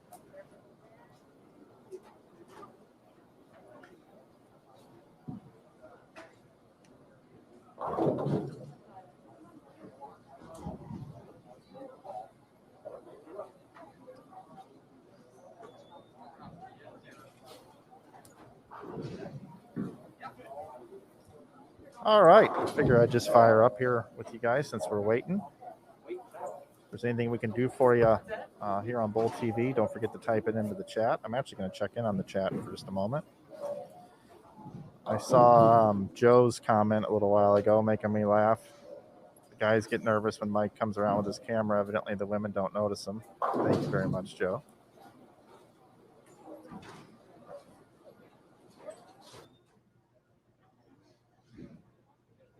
Scott has an observation that Shannon Plahowski may want to consider going to a reactive ball. The purple hammer's not looking as good now. I see some new chat icons in here. That's awesome. Curious, where are Aaron and Matt this week? That's a really good question. They are both working other events. Matt's getting ready for the Open Championships, the men's side, and Aaron's working the women's championships. And there's a lot of other folks at USBC that are gearing up and getting ready for convention. So, who shot the 300 game? Jody Shearer. Let's see. I think I'm caught up on the chat here. Got a bunch of people watching here today. A lot of people in here watching today on Bowl TV. So it's great to have the women's tour back. That is for sure. Again, this is the 4th stop of the season. We had the Kickoff Classic, 20 titles total this year for the PWBA tour. And it's all covered on Bowl TV. Don't forget about that. It's right there. Yep. Okay. Yes. Game 6 coming up. I think we'll stay here.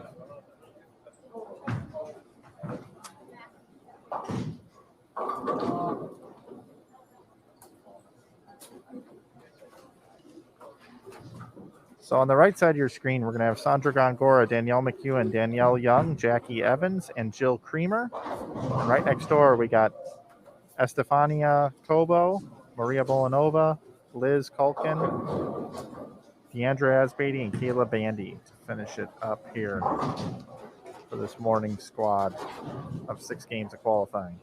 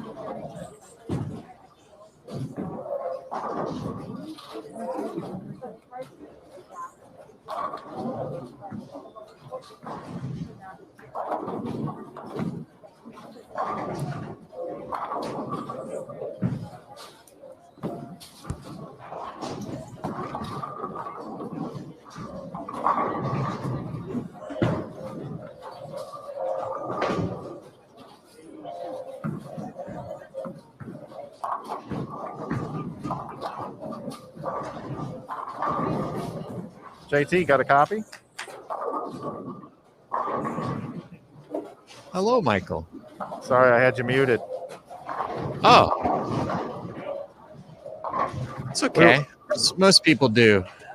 We were picking up on kind of a private conversation that was taking place between a player and a ball rep right over there. They like to hang out by your spot when you're switching out all the things. So I muted that one.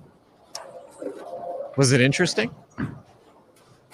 It was, but I don't think it was any of our business. Ah, I see. Well, there are a lot of microphones around. Pick up a lot of interesting conversations. Standings. Yeah, they just were handed to me up here in the booth. Man, you get them before they even go up to the website. I know, it's amazing. So, tournament leader, Jordan Richard, plus 118. Second is Sid Brumman at plus 116. Third, Jennifer Hockersack is plus 114. Fourth, at plus 113, is Maria Jose Rodriguez. Fifth is Carrie Smith at plus 104. Sixth is Amanda Vermelia at plus 102. Seventh, Ashley Galante at plus 96. Eighth, Missy Parkin, plus 93. Ninth is Alexis Nair at plus 89. And 10th is Birgit. And how do you say her new last name? Do you know that? I don't, actually. Norakes. That's what we'll go with. Birgit Norakes from Germany. is at plus 87 in 10th. So I will talk to Birgit and find out how to pronounce that, but I haven't seen her since she's gotten married, and congratulations to her.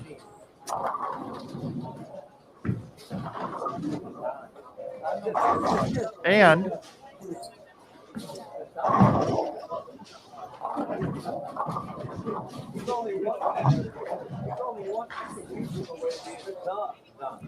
$43 players or plus. Boy, it's very rare that you will find, a 20-pin gap between first and 10th after, 5 games. I know.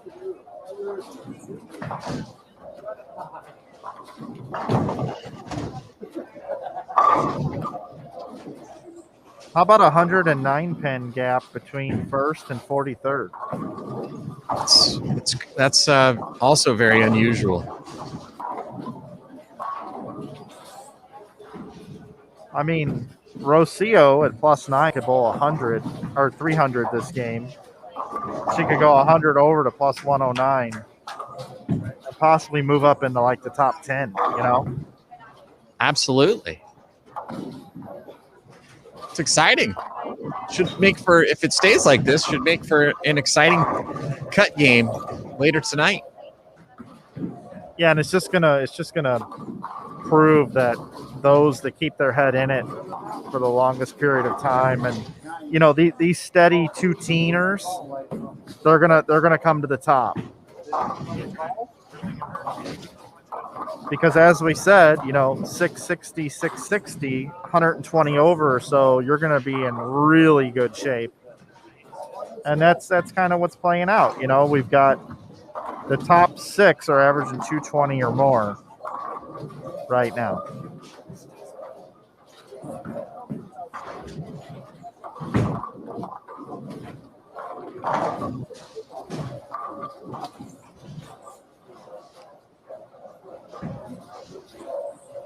Shanna Plahowski is plus 61 in 23rd. I like to just keep an eye on the southpaw,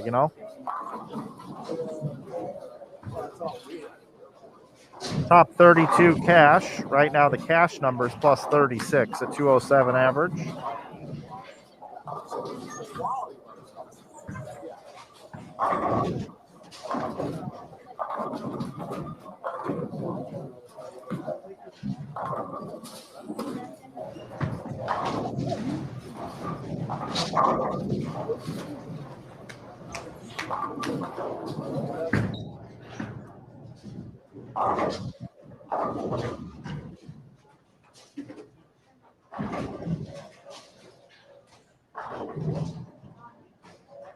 Just switched up to the high side of the center. We've got a couple of our leaders here in front of us for game number 6, Ashley Galante and Jordan Richard. Also Verity Crawley.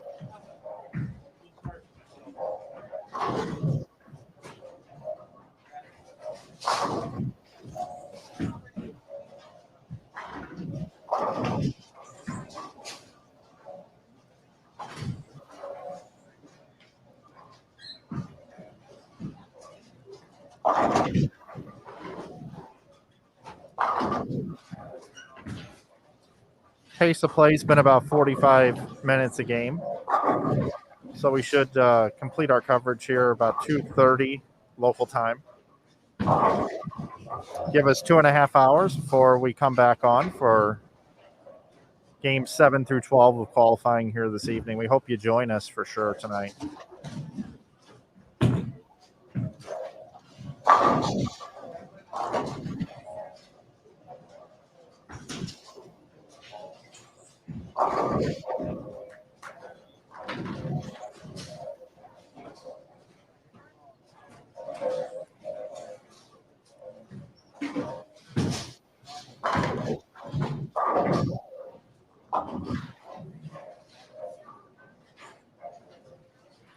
By the way, JT, Liz Johnson, otherwise referred to as the GOAT. Many people refer to her as the GOAT, not because she's shaped like the animal, but because she's the greatest of all time, some people like to say. She is plus 71 and in 15th position right now. And watching her ball reaction here as you switch just over to this pair so beautifully, I am going to predict that Liz Johnson gets to 100 over, which would mean she needs 229 or better this last game.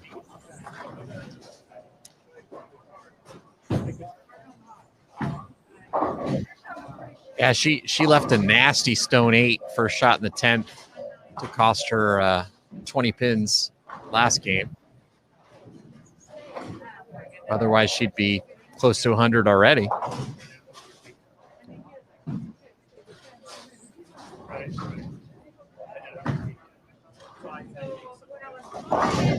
I'm also going to go out on a limb right now and make my first bold prediction of the event and say that Liz Johnson's going to make the TV show.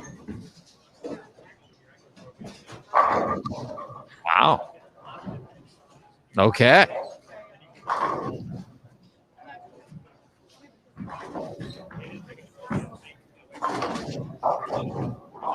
It's just shaping up to be one of those grind out events.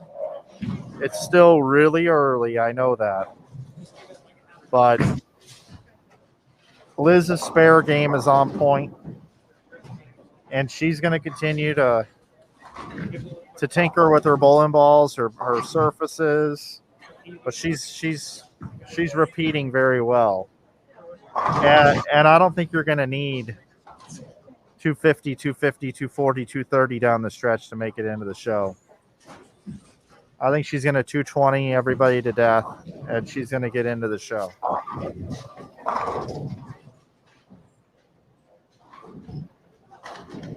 Yeah, we just saw Jody Shearer bowl 300. She's not even in the cut after 5 games. I think this is very much like the tortoise and the hare. It's just so interesting.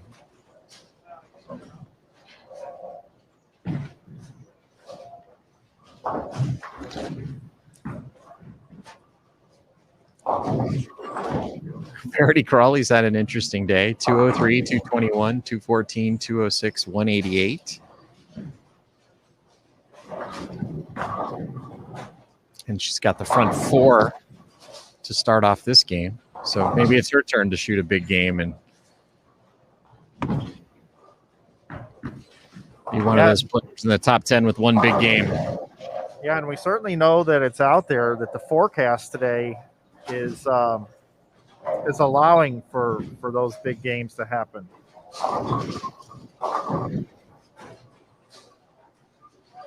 Let's get another one here.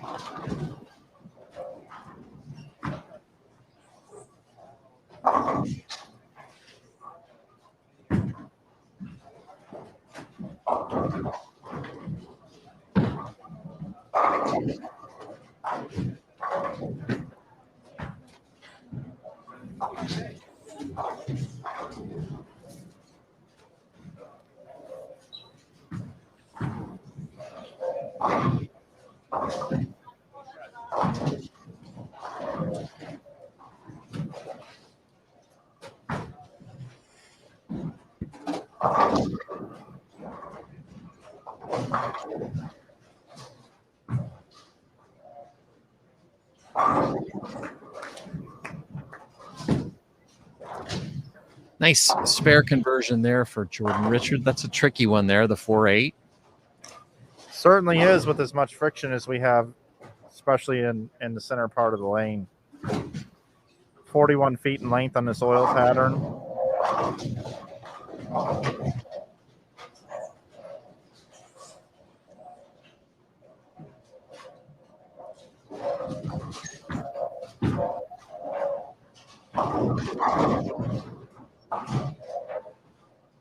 And when we talk about oil pattern length, you know, I think a lot of times people forget that at 41 feet, the brush is off the lane. So past that means there's no oil applied to the lane whatsoever. So that's where you see the ball change direction, is past 41 feet. So as you throw it a spare cross lane, if you're hooking at it at 41 feet, and if it's already moving in that direction and it's got rotation, it's going to go even further. So yeah, you're right. That's a tough spare. And I don't know if you saw it or not, but Liz Johnson threw a bad shot and went Brooklyn for a strike.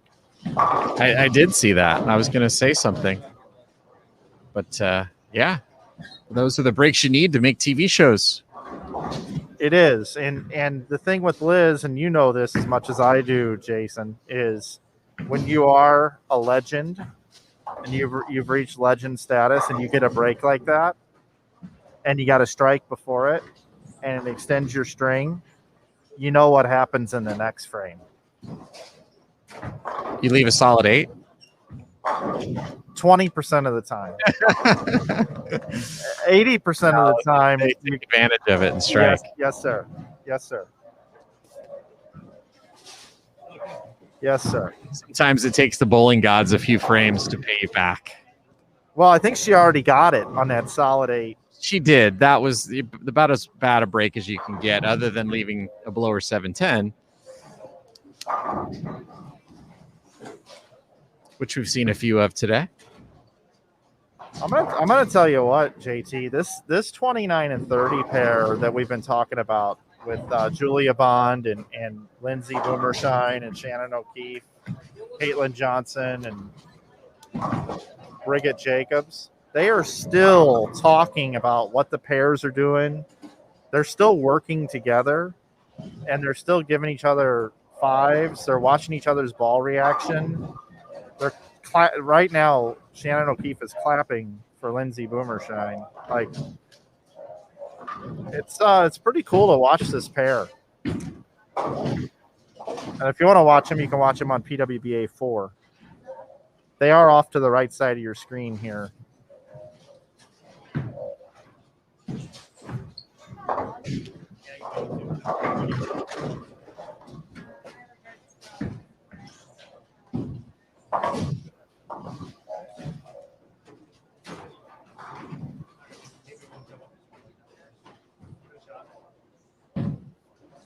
And Lindsay has the front 6.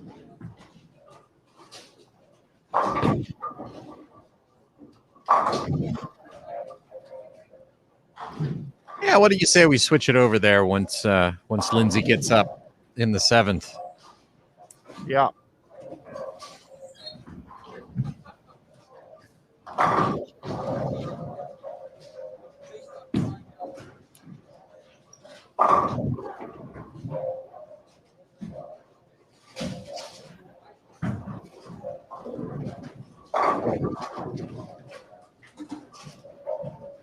And we will have a giveaway coming up here before we finish up the block. We've got an autographed PWBA program signed by the squad leader here today.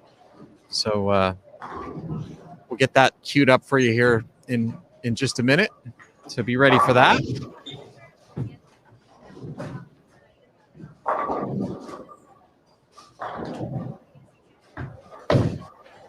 Good question in the chat from Joe. He asked if there were 2 squads today. There are 2 qualifying rounds, yes. There are not 2 different squads of bowlers. All of the players in the field are currently on the lanes right now. So we'll have a little break. And at 6 p.m. Eastern time, they'll bowl their second set of 6 games. And then we'll have our top 32 for tomorrow.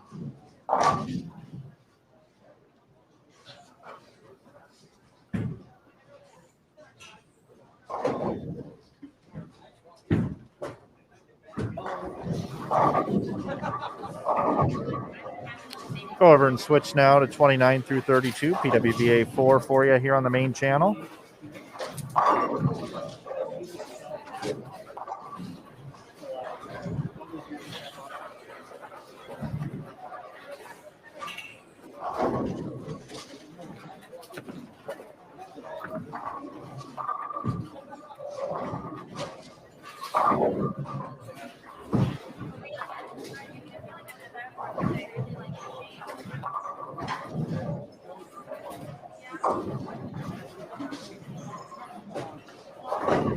So Lindsay Boomershine looking for the first 7, and the first thing I notice here is just how deep on the lane she is. She's sliding almost into the left gutter, playing in between the 4th and the 5th arrow, but that's a perfect shot right there.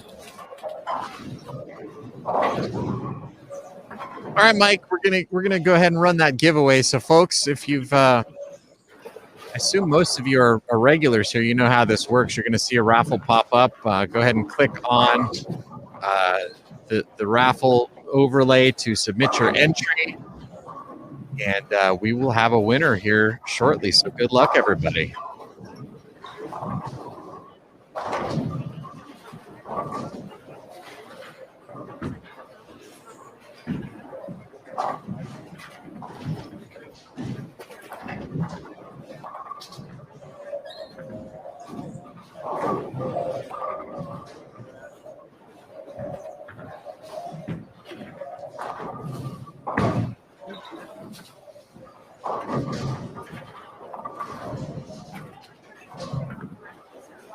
Also, I'm not sure if anybody noticed, but above the chat, there's a new graphic up there. I don't know if you have to refresh or not to see that, but it's on my screen. It says there's a special Bowl TV announcement coming up, a new feature to be unveiled tomorrow, exclusively here on Bowl TV. So something new coming tomorrow.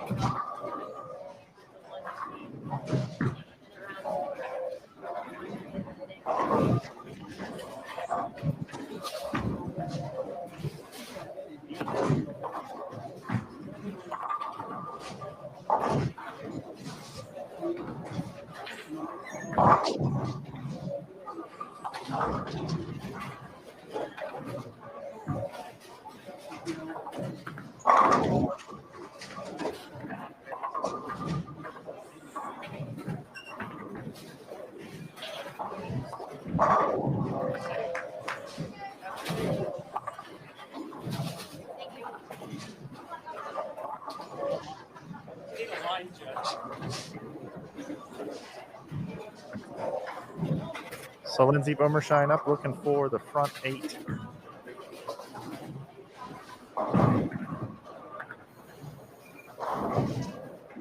She got it.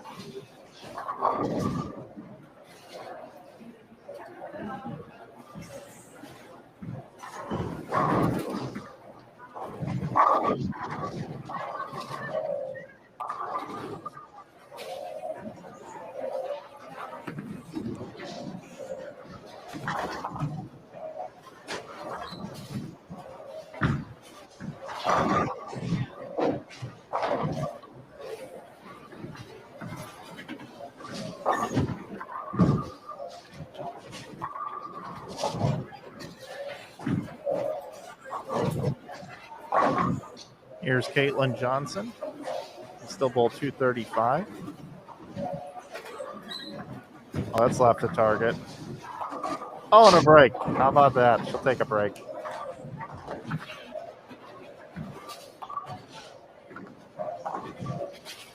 Okay, folks, go ahead and submit your entry.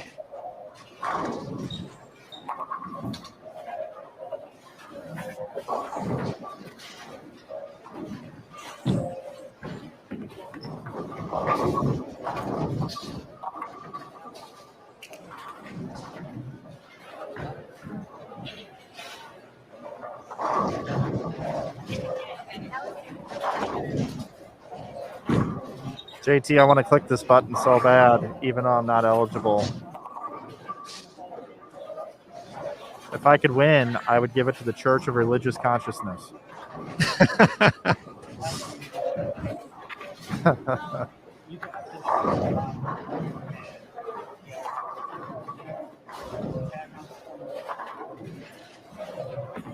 And Gary Milner won our autographed PWBA souvenir program. Congratulations, Gary.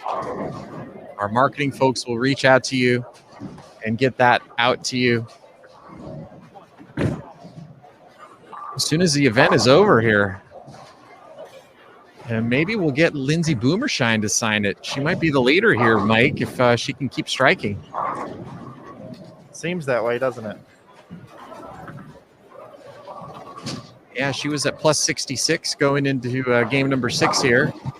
And with Jordan Richards struggling this game, it's a good chance if Lindsay were to be able to go off the sheet. We won't say what the number is she would bowl, but certainly could take over the lead.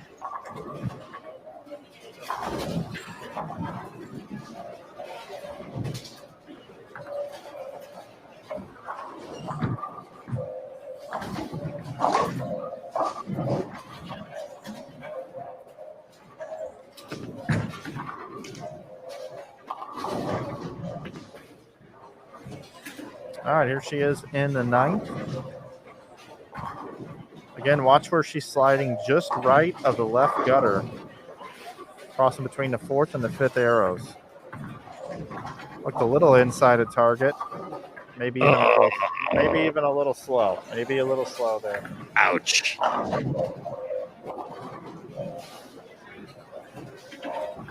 Well, still a nice run.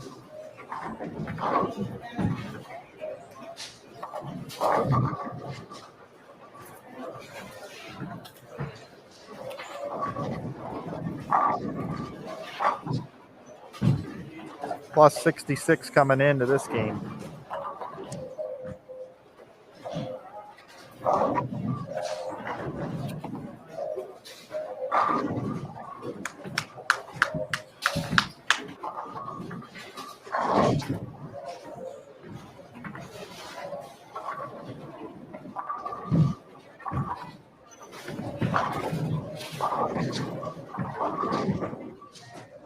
I'm going to check back in over here on the bay just to the left. Liz Johnson still has 259 left. Jordan Richard, our tournament leader, can only get to 190 and is staring at not an easy spare by any means.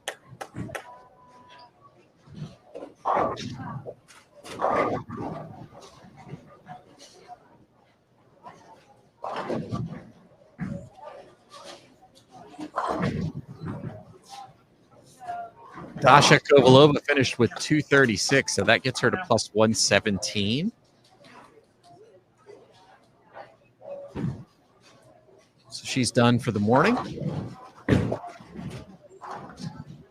She's in great shape heading into this evening's round.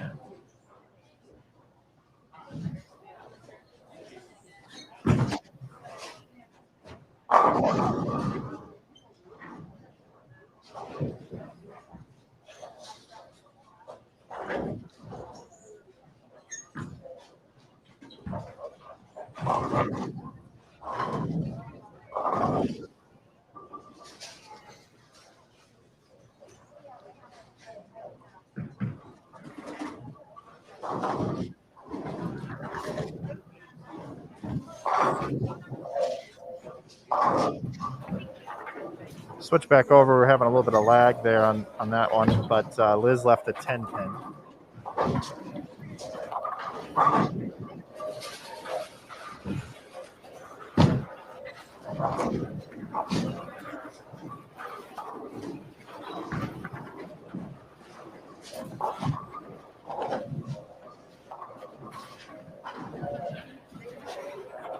Shannon O'Keefe's had an interesting day. 190, 217, 214, 208, 218. And now she can pop 259 the last game to get to 100 over. Just Completely under the radar, Mike. Yep, her and Liz both. They're both in the same type of situation here.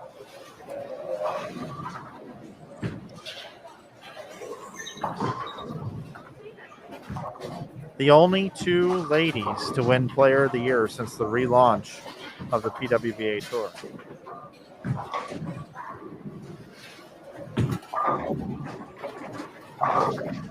That's amazing, isn't it? It is. What did Elizabeth finish with over there? 238. 238. So she will finish at plus 109.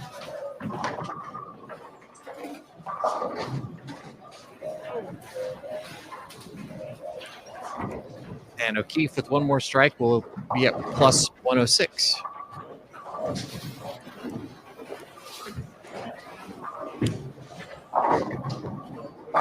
Well, you said, Mike, 660, 660. I'm not sure you thought it was going to lead.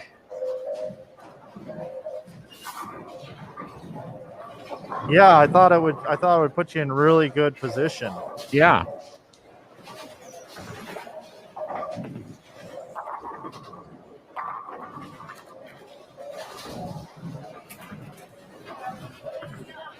I would imagine one of these players, between Sid Brummett, Jennifer Hockersack, Maria Jose Rodriguez, Carrie Smith, Amanda Vermilia, Ashley Galante, I would imagine one of those ladies popped a 240 in there, I would think.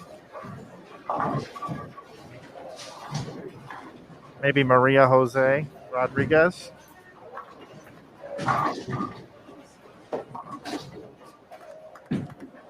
I'm completely guessing, by the way, JT. It's just a hunch.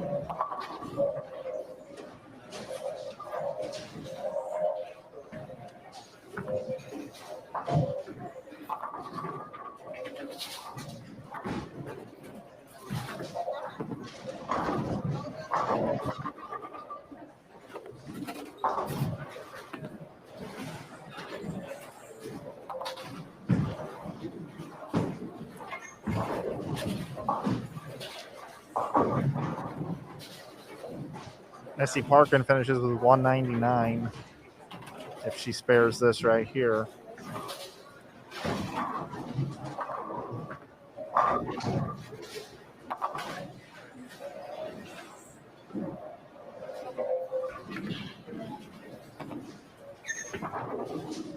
And she does. Lindsay Boomershine can bowl 251 on her fill, which would take her to plus 117.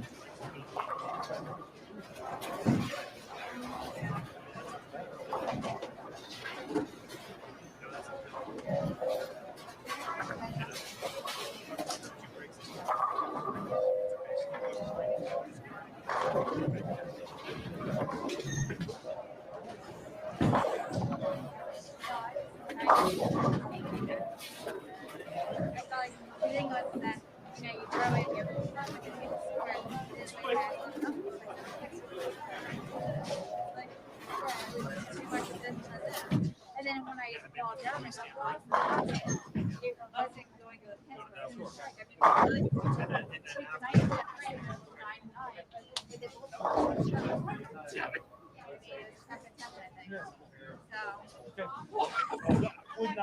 Don't let it sour. I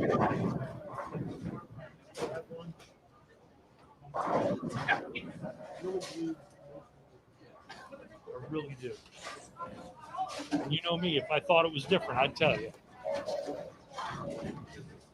Verity finishes with 217.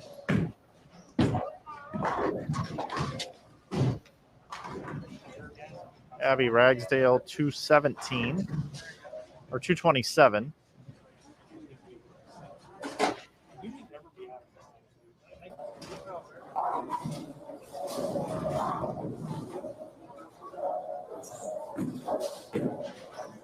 Head over and check in on lanes 11 through 14. Had 280 up there on the board. Not sure who had 280.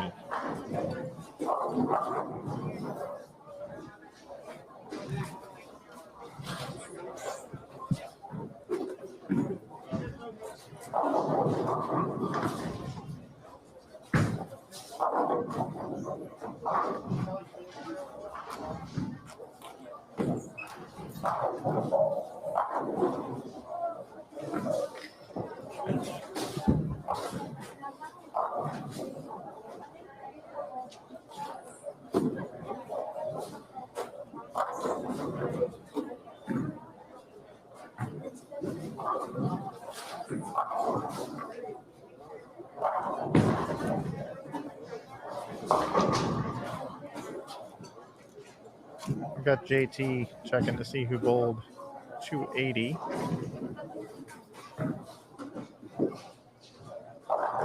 Aaron McCarthy, 280. That's what you guys are telling me in the chat. So I appreciate that. She was plus 85. So plus 165 for Aaron McCarthy, unofficially.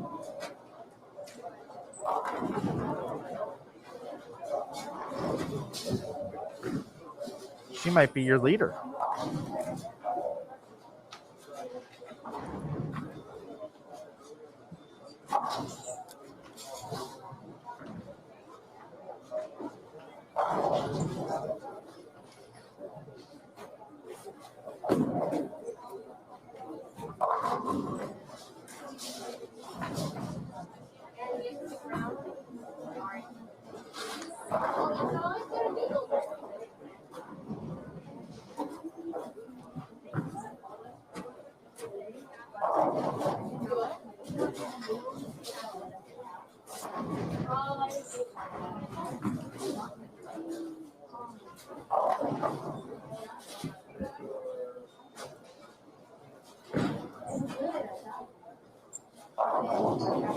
Taylor Boltice can still finish with 204.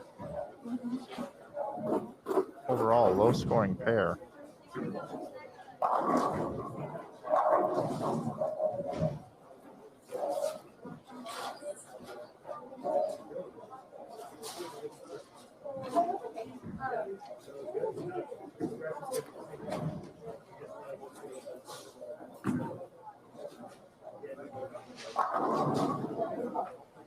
Okay, well, we were trying to figure out who bowled 280, and we have the answer now.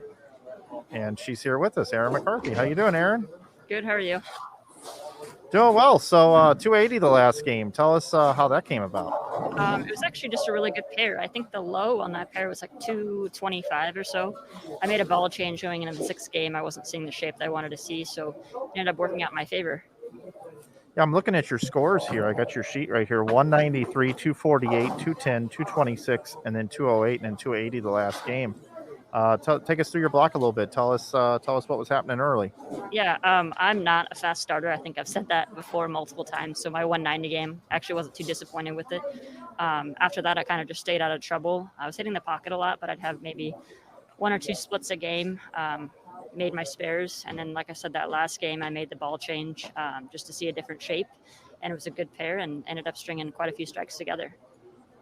Yeah, what do you think of this this bowling center and the pattern that's out there? Is it conducive to higher scores, do you think, or just your overall opinion of the pattern? I actually thought after the practice session that it'd be more of like a medium paced, just because if you didn't have the right ball in your hand, it was actually pretty difficult to get the corners out. Not too difficult to split either. So I think, scores were a medium pace. It wasn't too high, not too low. A good start to the season, in my opinion. Now you drove here, if I saw correctly on social media. Did you come by yourself? I saw a bunch of bowling balls in the back. I did come by myself, but I brought some bowling balls for Josie and Jordan, so they accompanied me on the trip. I didn't have room for any humans in my vehicle on the way here. Yeah, about like 3 tons of bowling balls, I think is what you said, or something like that. Yeah, it was or over 40 plus balls. It would have been more, but Josie's balls actually didn't make it on her flight. so I didn't get to pick those up from the airport. Okay, so you got a great start here. I think you might be the leader. I didn't see tally up all the scores. Did you think that number would lead here this morning? I wasn't sure. It seemed like the scores, aside from a couple of people, were pretty just steady. Nothing super high, but then the cut number wasn't super far off either. So everyone's kind of clumped together. Yeah, well, cool. Well, Aaron, you got to be happy with this start. You bowled good at the Fall Kickoff Classic as well. But hey, look, you might be leading the tournament in 280 the last game. That's awesome. Yeah, no, I'll gladly take it. I'll just try to keep riding the momentum. Well, I'm going to let you go get some food and get ready for the next block. I'm up here in a couple of hours. Thanks for joining us. Perfect. Thank you. Thank you. All right, that's Aaron McCarthy, everybody. A big 280 the last game. Thank you. Nice enough of her to stop by and join us. So we've got coverage coming up again here at 5 o'clock local time, 6 o'clock on the East Coast. I'll bring JT back in now. There you are, JT. Hey, well, one block in the books. It was an interesting round. Like Aaron said, a lot of players clumped together, and she was able to jump out of the pack that last game with the big 280. But we'll see what the standings look like after 6 games, and then the players will have a chance to kind of make some adjustments and try a little bit of a different route maybe to navigate the final 6 games before the cut. Yeah, Aaron was in 11th going into that game and busting 280 in there. I mean, I think she led the squad unofficially. It certainly looked like it. We'll have to wait and see the final tally, but yeah, she did shoot that big score that last game, and she was already pretty high up on the leaderboard. But like she said, there's a lot of players that still are hanging around, and with a big block could jump themselves into the lead. Absolutely. Well, it's been fun working with you here this morning, my friend, and we get to do it again here in just a little bit. We get to come back today at 6 o'clock Eastern, 5 o'clock Central Time here, local time, here from Cedarville Lanes here in Eagan, Minnesota. I want to thank everybody for watching today on Bowl TV, and of course, we've got a lot of people to thank as well. Without these folks, Bowl TV would not even be possible. The United States Bowling Congress and USBC Board, Bowling Proprietors Association of America, and the BPWA Board. Kegel, of course, the official lane maintenance provider of the PWBA. All of the PWBA members providing exciting competition for all of us to watch. And, of course, you guys, the Bowl TV community and fans of the PWBA. So from all of us at Bowl TV, for my partner in crime here, Jason Thomas, I'm Mike Flanagan. Thanks for watching this afternoon. And remember, on bowltv.com, bowling lives here. We'll see you a little bit later on this afternoon, everybody.